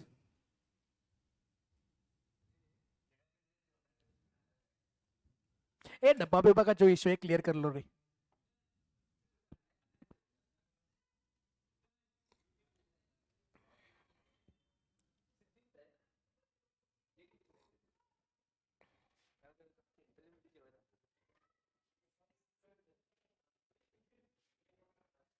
इसको मेरा टिफिन दो, डब्बा चोर हो गया है। क्या डब्बे का इशू है रे? चलो, forget about all these things, none of our business। तो अगर मान लो आज कंपनी प्रोस्पेक्टस में, व्हाट इज प्रोस्पेक्टस? ऐसा डॉक्यूमेंट जिससे कंपनी अपने सिक्योरिटीज को इशू करने के टाइम पे कंपनी की इंफॉर्मेशन इन्वेस्टर्स को देती है। तो उस प्रोस्पेक्टस में अगर किसी का नाम, अगर मेरा नाम प्रमोटर लिख दिया तो मैं प्रमोटर हूं, या फिर कंपनी के कंट्रोल में, कंपनी उसके कंट्रोल में कंपनी की क्या है बोलो, अफेयर्स है, डायरेक्टली या इनडायरेक्टली। अच्छा, प्रोस्पेक्टस सर एक आता है एनुअल रिटर्न। तो ऐसा पर्सन जिसका नाम प्रोस्पेक्टस में या annual return, what is annual return? साल भर में कंपनी ने जो भी किया है उसका लेखा जोखा लिख करके हम गवर्नमेंट को देते हैं, इसको बोलते हैं एनुअल रिटर्न। तो उस एनुअल रिटर्न में अगर मेरा नाम प्रोस्पेक्टस आया तो मैं, सॉरी मेरा नाम अगर प्रमोटर आया तो मैं कंपनी का प्रमोटर हूं। समझे कि नहीं समझे? समझे क्या रही? या फिर मेरे कंपनी, मेरे कंट्रोल में कंपनी के अफेयर्स है, या फिर कंपनी के बोर्ड ऑफ डायरेक्टर जो है ना, वो मेरे इंस्ट्रक्शन पे, मेरे इंस्ट्रक्शन पे या मेरे डायरेक्शन पे क्या करते हैं? काम करते हैं। They act as per my direction या एज पर माई एडवाइस। तो मैं कंपनी का क्या हूं बोलो? मेरी सारी बातें और है, सही नहीं है, लेकिन पूछा होता मैंने, सारी बातें क्या और है? ये नहीं तो वो नहीं तो वो, तीनों में से एक भी मैं अटक गया तो मैं क्या हूं बोलो? कंपनी का। और मैं क्या करता हूं? कंपनी के इनकॉर्पोरेशन के सारे स्टेप्स लेता हूं, हाँ कि ना? अरे हाँ कि ना? तो बताओ मुझको, आज प्रमोटर ने कंपनी इनकॉर्पोरेशन के लिए कौन कौन से डॉक्यूमेंट जमा करने हैं? कम ऑन, सवाल बन सकता है। तो मैंने कौन कौन से डॉक्यूमेंट जमा करने हैं?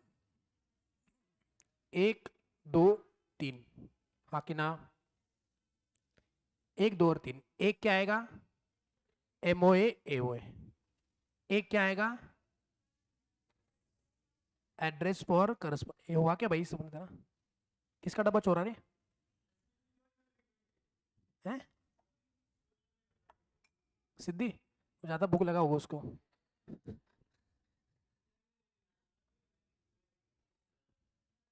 खुद का डब्बा रखा है, दूसरा क्या लेके गई?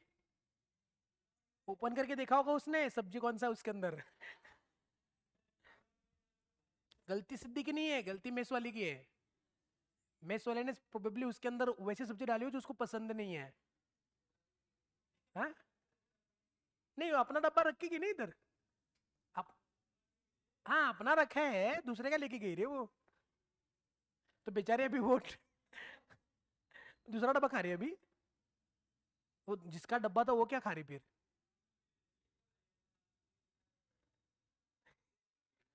नहीं मैं क्या बात कर रहा हूँ, सिद्धि एक डब्बा लेके छोड़ के गई है, दो लेके गई है। तो एक डब्बे का मिसमैनेजमेंट हुआ है। तो अभी जिसका डब्बा था जो सिद्धि लेके गई है वो क्या खा रही है? रो रही है।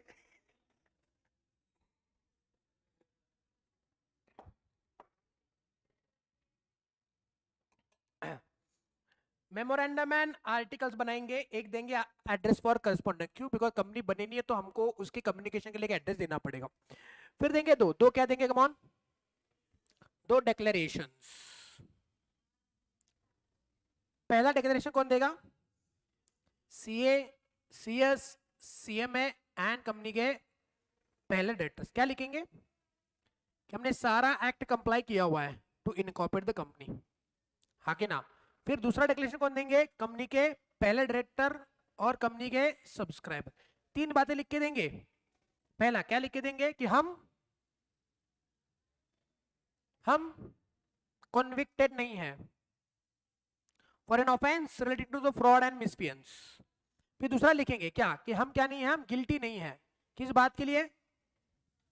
For promotion, formation and management of the company for last 5 years।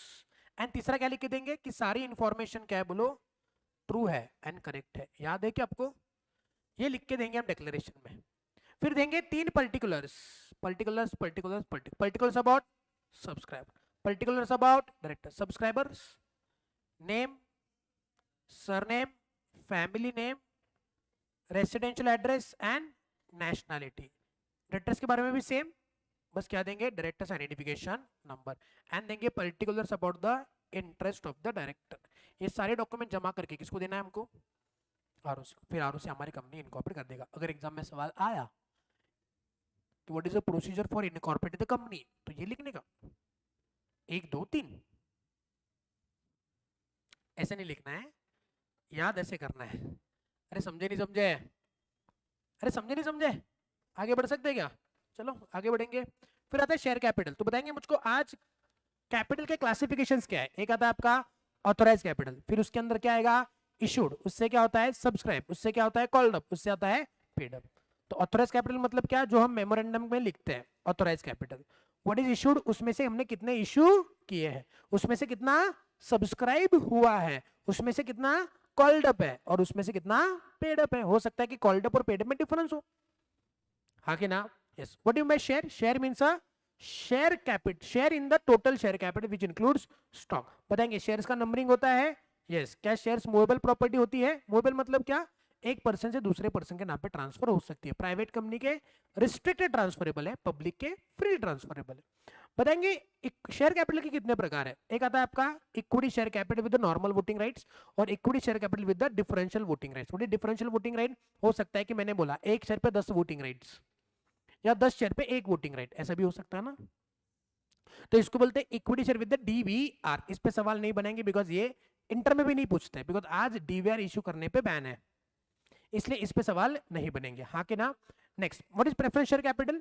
ऐसे शेयर कैपिटल जिसको क्या होता है बोलो? प्रेफरेंस। प्रेफरेंस किसके ऊपर? इक्विटी शेयर होल्डर्स पे प्रेफरेंस होता है। किस बात का? उनको इक्विटी शेयर होल्डर्स से पहले डिविडेंड मिलेगा, और इक्विटी शेयर होल्डर्स से पहले उनको कैपिटल का रीपेमेंट मिलेगा। समझेगा? तो ऐसे शेयर कैपिटल जिनको प्रेफरेंस होता है over the equity share capital regarding the payment of dividend and क्या बोलो? Repayment of capital. रीपेमेंट मतलब इक्विटी शेयर होल्डर को जब पेमेंट करेंगे तो उसके पहले किसको पेमेंट करेंगे? प्रेफरेंस को पेमेंट करेंगे, इसलिए उसको बोलते हैं preference. Preference over the equity, किस बारे में? डिविडेंड का पेमेंट और रीपेमेंट ऑफ कैपिटल, उसको बोलते हैं प्रेफरेंस शेयर कैपिटल। फिर हमने देखा था कंपनी इनकॉर्पोरेट करनी है तो आपको बनाना पड़ेगा MOA and AOA. What is MOA AOA? MOA stands for memorandum of association. अच्छा, इसके क्लॉजेस होते हैं क्या? यस, क्लॉजेस का नाम बताओ, come on.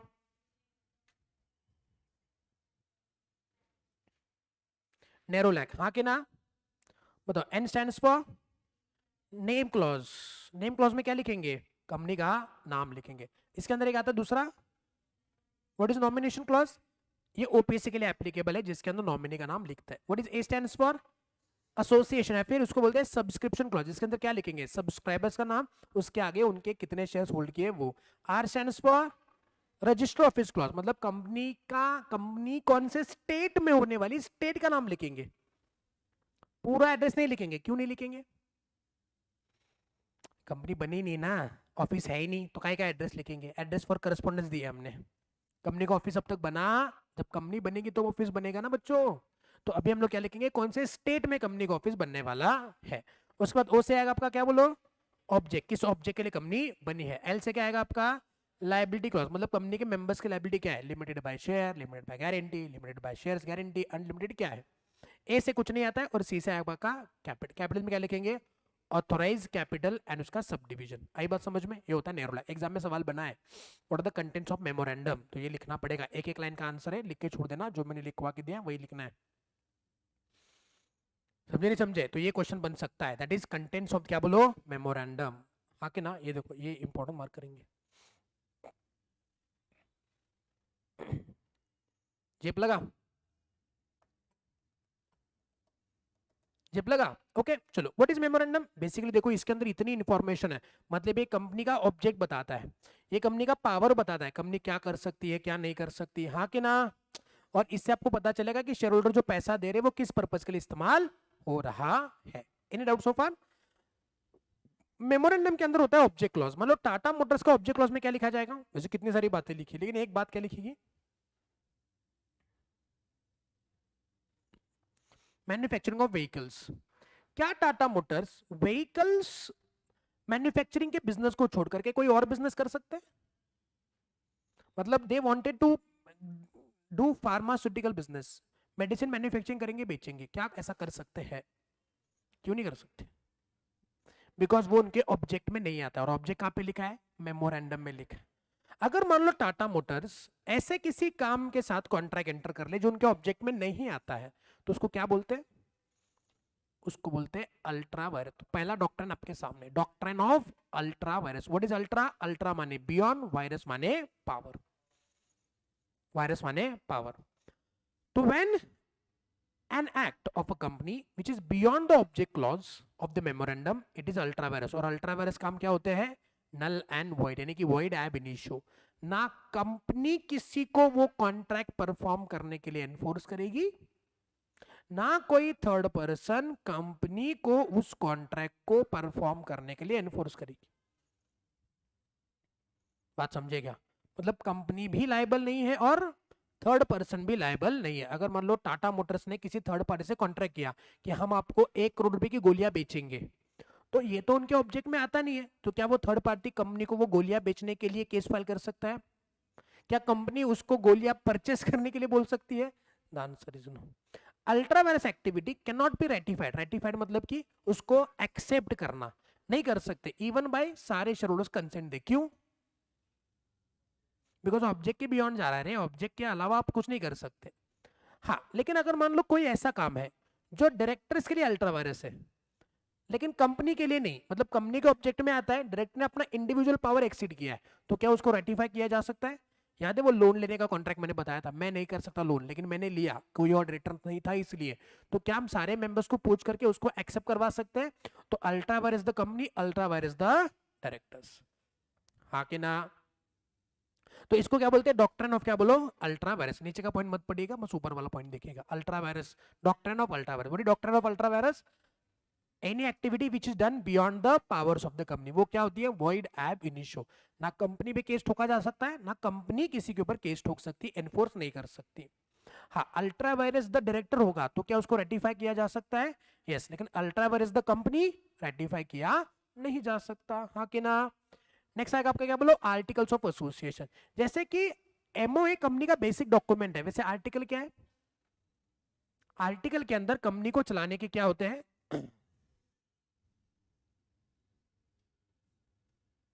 Rules and regulations होते हैं, हाँ कि ना? अरे हाँ कि ना? मतलब एमओए के हिसाब से कंपनी चलाएंगे कैसे, उसके सारे रूल्स कहाँ लिखे जाएंगे? आपके आर्टिकल्स में लिखे जाएंगे। ओके, नाउ यहाँ पे देखिए, article contain the rules and regulation, it is a by law for the company. कौन सा बिजनेस कौन से तरीके से करना है वो इसके अंदर लिखा जाएगा। डायरेक्टर्स के, कंपनी के ऑफिसर्स के क्या पावर्स है वो इसके अंदर लिखा जाएगा, हाँ कि ना? नेक्स्ट, फिर उसके अंदर दो डॉक्ट्रिन आते हैं, कौन कौन से? Doctrine of constructive notice and doctrine of indoor management. पहला था डॉक्ट्रिन ऑफ, पहला भी कौन सा देखा? Doctrine of ultra vires. अब क्या देख रहे? Doctrine of constructive notice. Now difference समझिएगा, आज कंपनी अपने ऑब्जेक्ट के बियॉन्ड जाकर के कुछ भी काम नहीं कर सकती। करेगी तो ना कंपनी एनफोर्स कर सकती है, ना ना कोई थर्ड पार्टी कंपनी को एनफोर्स कर सकता है, हाँ कि ना? वो वॉइड एब इनिशियो होता है। लेकिन आज कोई पर्सन जो कंपनी से कोई कॉन्ट्रैक्ट एंटर करना चाहता है, whether it is expected that कि वो कंपनी का मेमोरेंडम आर्टिकल पढ़ के वो काम करे। अगर वो कंपनी के एमओए एओए को पढ़ता है और उसको समझता है कि कंपनी ये नहीं कर सकती, कंपनी ये काम नहीं कर सकती, फिर भी उसने कंपनी से तो वो कॉन्ट्रैक्ट एंटर कर लिया, तो वो क्या माना जाएगा? वॉइड माना जाएगा। अगर मान लो कोई पर्सन एमओए एओए को नहीं पढ़ता है, तो उसको पता ही नहीं चलेगा कंपनी क्या कर सकती क्या नहीं कर सकती, और फिर कॉन्ट्रैक्ट एंटर करता है, तो उस कॉन्ट्रैक्ट का नेचर क्या होगा? क्या वो ऐसे कह करके बच सकता है कि मैंने एमओए एओए पढ़ा ही नहीं? क्यों? बिकॉज एमओए एओए क्या है बोलो? पब्लिक डॉक्यूमेंट है, और उसका एक्सेस सबको है। मतलब it is expected, it is assumed कि कोई भी पर्सन जो कंपनी से डील कर रहा है, he should read MOA, AOA and then come to the company to make any agreement, to make any transaction, to make any contract. हाँ कि ना? हाँ कि ना? और अगर वो नहीं पढ़ के आता है तो माना जाएगा उसने पढ़ के आया है, और इन दैट केस बताएंगे कंपनी को प्रोटेक्ट किया जाएगा कि थर्ड पार्टी को प्रोटेक्ट किया जाएगा? कंपनी को प्रोटेक्ट किया जाएगा। थर्ड पार्टी वो कॉन्ट्रैक्ट कंपनी के against enforce, company will be protected. Company बोलेगी हम लायबल नहीं है, हम इस कॉन्ट्रैक्ट को परफॉर्म नहीं करेंगे, जो भी नुकसान है वो तुम्हारा नुकसान है, हाँ कि ना? देखिए, तो any person dealing with the company is presume to have a knowledge about MOA AOA, भले ही उसने पढ़ा है कि नहीं पढ़ा है। Not only read this document, but उसको उसकी बातें समझ भी आ चुकी है। तो यहाँ पे ये किसको प्रोटेक्ट करेगा बच्चों? कंपनी को प्रोटेक्ट करेगा। क्यों? बिकॉज कंपनी की कोई लायबिलिटी नहीं है कि नुकसान किसका होगा बोलो? और बराबर उसका उल्टा क्या आएगा आपका? Doctrine of indoor management. ये क्या है? एक्सेप्शन है किस बात का? कंस्ट्रक्टिव नोटिस का। मतलब ये किसको प्रोटेक्ट करेगा? ये आउटसाइडर्स को प्रोटेक्ट करेगा। मतलब किसको लायबल पकड़ेगा? कंपनी को। तो बताएंगे आज कोई भी पर्सन अगर कंपनी से डील कर रहा है और उसको एमओए एओए का नॉलेज है, और फिर उसने कंपनी के साथ वो कॉन्ट्रैक्ट कर लिया, लेकिन इस चीज के लिए कंपनी के इंटरनल मैनेजमेंट में क्या प्रोसीजर्स परफॉर्म करने हैं, क्या ये प्रोसीजर्स कंपनी ने सही तरीके से पूरे किए हैं कि नहीं किए हैं, ये चेक करना उसका काम है कि नहीं है?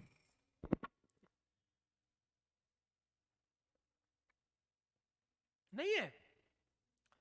मतलब पहले तो एमओए का नॉलेज होना चाहिए, बेसिक कंडीशन। उसके बाद उस कॉन्ट्रैक्ट को परफॉर्म करने के लिए इंटरनली कंपनी ने क्या करना चाहिए? मतलब हो सकता है कि बोर्ड ऑफ डायरेक्टर्स का अप्रूवल लेके आना है, जनरल मीटिंग का रेजोल्यूशन पास करवाना है, या कोई पे ड्राफ्ट करना है, इसका साइन होना चाहिए, उसका साइन होना चाहिए। ये भाई तुम्हारा मांझ रहे, तुम कैसे अपने काम को निभाते हो वो तुम्हारी रिस्पॉन्सिबिलिटी है, उसमें मैं दखल अंदाजी नहीं दूंगा। हाँ ये होना चाहिए मेरे लिए इंपॉर्टेंट है।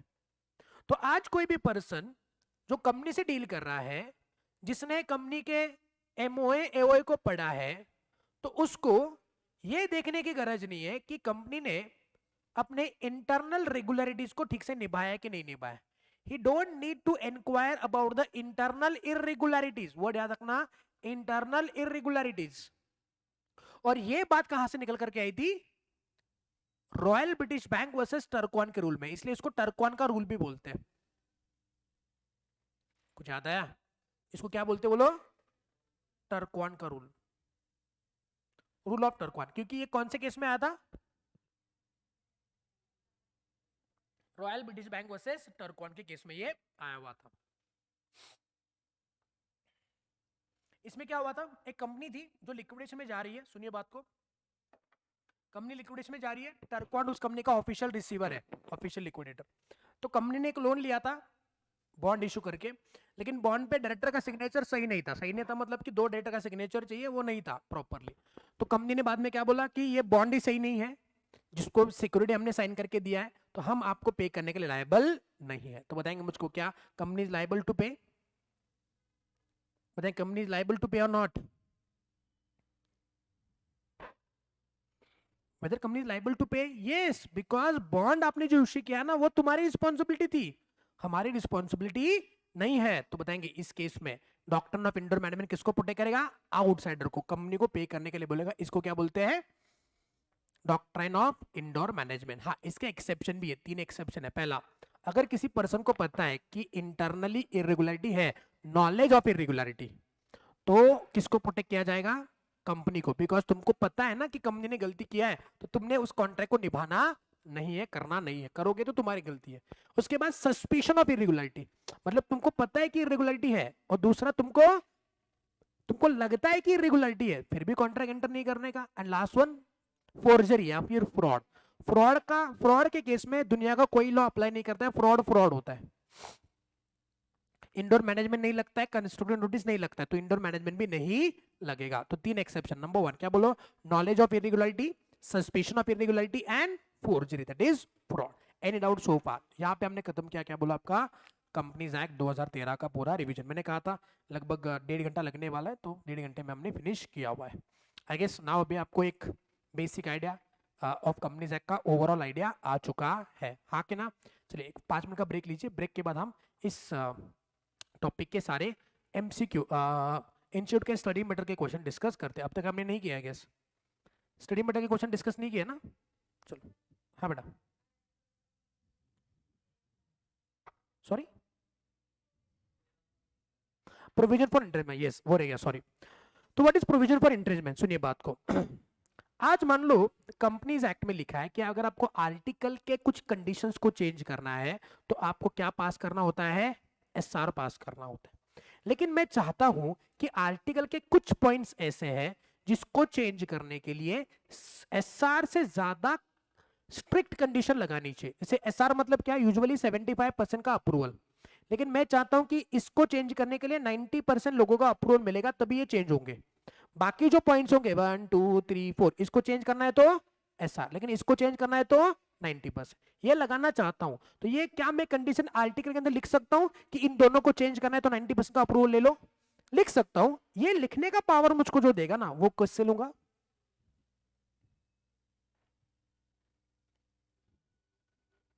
मतलब 75% का कंडीशन बदल करके 90% करना है, ये पावर मुझको कौन देगा? प्रोविजन फॉर एंट्रेंचमेंट देगा, हाँ कि ना? अरे हाँ कि ना? पक्का क्लियर है? हाँ। अब ये प्रोविजन फॉर एंट्रेंचमेंट मैं कब कर सकता हूँ? At the time of incorporation, या फिर बाद में मैं आर्टिकल अमेंड करके भी कर सकता हूँ। इनकॉर्पोरेशन करना है तो ठीक है, अमेंड करना है तो अगर प्राइवेट कंपनी है या फिर पब्लिक कंपनी, प्राइवेट कंपनी है तो एसआर, सॉरी, प्राइवेट कंपनी है तो सारे मेंबर्स का अप्रूवल, पब्लिक कंपनी है तो एसआर पास करके प्रोविजन फॉर एंट्रेंचमेंट में डाल सकता हूँ। चाहे जो भी हो, आप इनकॉर्पोरेशन में करो, अमेंडमेंट करके करो, आपको जा करके इसको किसको बोलना है? आरओसी को बोलना है। क्लियर बेटा? प्रोविजन फॉर एंट्रेंचमेंट हो गया। चलिए अब ब्रेक ऑफ 5 मिनट्स, 5 मिनट के बाद हम क्वेश्चन डिस्कस कर लेंगे।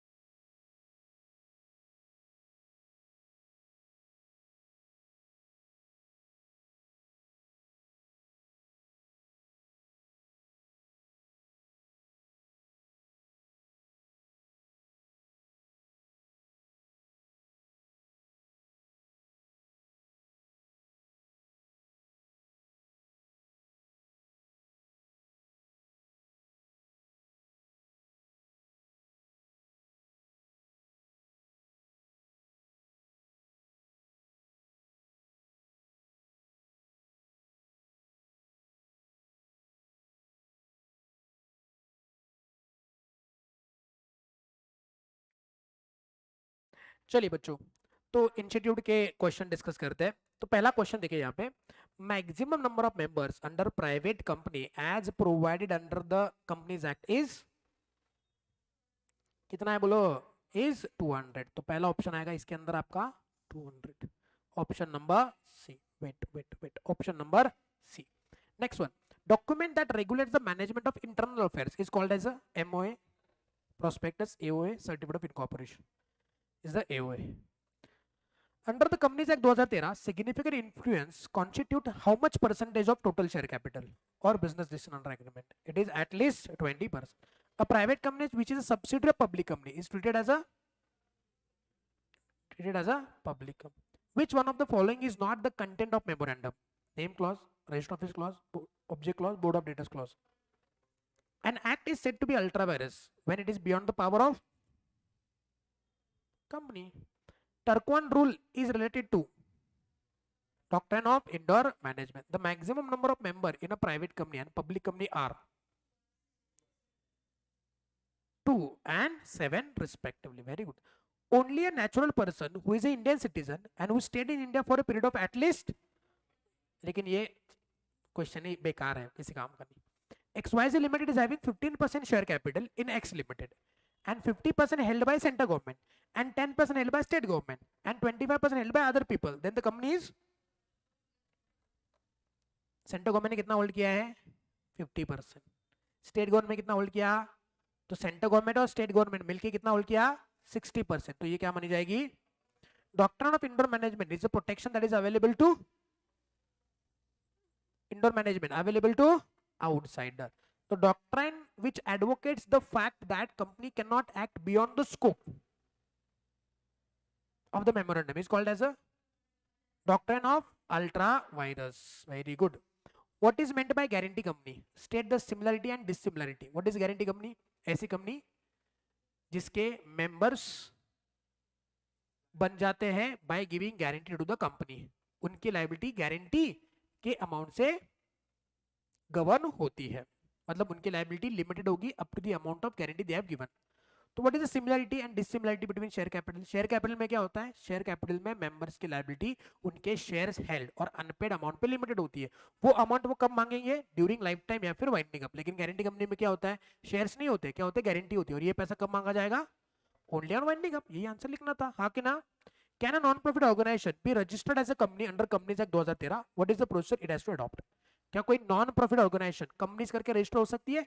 यस, हो सकती है, एज अ चैरिटेबल ऑब्जेक्ट वाली कंपनी। उसको क्या बोलते हैं, सेक्शन 8। तो सेक्शन 8 को इनकॉर्पोरेट होना है तो क्या करना पड़ेगा, बताया था ना मैंने आपको, एक तो ये आएगा ना, तो ये आएगा, ये वाला। आप सेंट्रल गवर्नमेंट के पास जाइए, लाइसेंस लेके आइए, लाइसेंस लेने के लिए ये बात प्रूव करिए, तो आपकी कंपनी सेक्शन 8 कंपनी करके बन जाएगी, खत्म। इतना ही लिखना था। बाद में वो रिवोकेशन का लिखना की गरज नहीं है। आपको क्या पूछा है कि कैसे इनकॉर्पोरेट कर सकते हैं, रिवोकेशन का नहीं पूछा है, नहीं तो लामबड़ लगा करके रिवोकेशन का भी लिख के आएंगे ना लायक। यहाँ पे क्या पूछा है कि कैसे रजिस्टर होती है, कैसे रजिस्टर होती है, सेंट्रल गवर्नमेंट के पास जाओ, लाइसेंस लेके आओ, लाइसेंस लेने के लिए ये ऑब्जेक्ट प्रूव करो, फिर लाइसेंस लेके आओ, आरओसी के पास जाओ, आरओसी आपकी कंपनी को सेक्शन कंपनी बना लेगा, खत्म। Briefly explain doctrine of ultra vires and what are the consequences of ultra vires? What is ultra vires? When the company acts beyond the object clause written in the memorandum. तो ultra vires क्या होता है, ultra vires contract क्या होता है, void एब initio, ना company enforce करेगी ना कंपनी के ऊपर एनफोर्स किया जा सकता। Explain doctrine of indoor management. What is indoor management? कि outsider dealing with the company is need not to know about the internal irregularities, बस ही need to have a knowledge about MOA and AOA. It protects the outsider. क्या उसके exceptions है? पहला, actual knowledge about irregularity, suspicion about irregularity, and forgery. Very good. An assessee had a large income in the form of dividend and interest. In order to reduce the tax liability, he formed 4 private limited companies and transferred the investment in the exchange of their shares. The income earned by the company was taken back as a pretended loan. Can A regarded as a separate from the private limited company? Case study. Dinshaw Manekji Petit. याद है, लिख के answer लिखना है। Sound Syndicate Limited is a public company. Its articles empower the managing agent to borrow both short-term and long-term loans on behalf of company. मतलब इस company के managing empowers the agent क्या कि वो क्या कर सकते हैं, कंपनी के लिए short term and long term loan ले सकते हैं. Mister लीडल the director approach the easy finance a non banking company for a loan of 25 lakhs. The lender agreed and provided the said loan. Later on, Sound Indicate Limited refused to repay and repay the money borrowed on the pretext that no resolution authorizing such a loan have been actually passed by the company. The lender should have inquired about the same prior to giving such loan. Hence, the company is not liable. बताएंगे क्या यहाँ पे company को ये loan repay करना होगा? The answer is ये resolution वगैरह पास करना ये तुम्हारा इंटरनल मामला है. तो इंटरनल इरेगुलरिटीज के बारे में कंपनी को पता होने की गरज नहीं. किसको? कंपनी को. ये बैंक को पता होने की गरज नहीं है. हम मानेंगे कि अप्लाई हो चुका है और इसलिए कंपनी को 25 लाख के लोन का रीपेमेंट करना होगा. A company being artificial person cannot own the property, cannot sue or be sued. Correct? Incorrect? Incorrect. A private limited company must have minimum 2 members, while public company must have at least 7 members. Correct. Mike Limited is incorporated in India, having licensing office in Singapore. Explain in detail meaning of foreign company. Analyze whether Mike would be called as a foreign company. What is foreign company? India के बाहर बनी है, India में place of business है, तो mic limited क्या हो गया? फॉरेन कंपनी होगी. क्यों? हाँ, इंडिया में बनी है और उसका ऑफिस सिंगापुर में है. इंडिया के बाहर बनी होनी चाहिए, इंडिया में प्लेस ऑफ बिजनेस होना चाहिए. Next one. ABC limited has allotted equity shares with the voting rights to XYZ worth rupees 15 crores during the financial year 23-24. After that, total paid up equity share capital was 100 crore. Define the meaning of associate company.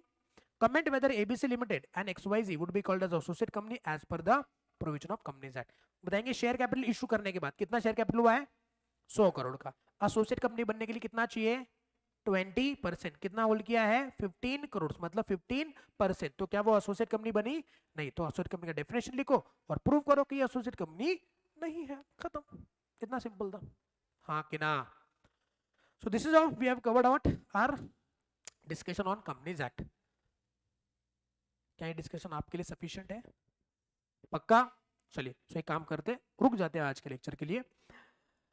मिलते हैं Monday को with new topics. ठीक है? चलिए, thank you so much. Bye bye, have a nice day. Online students, bye bye, have a nice day.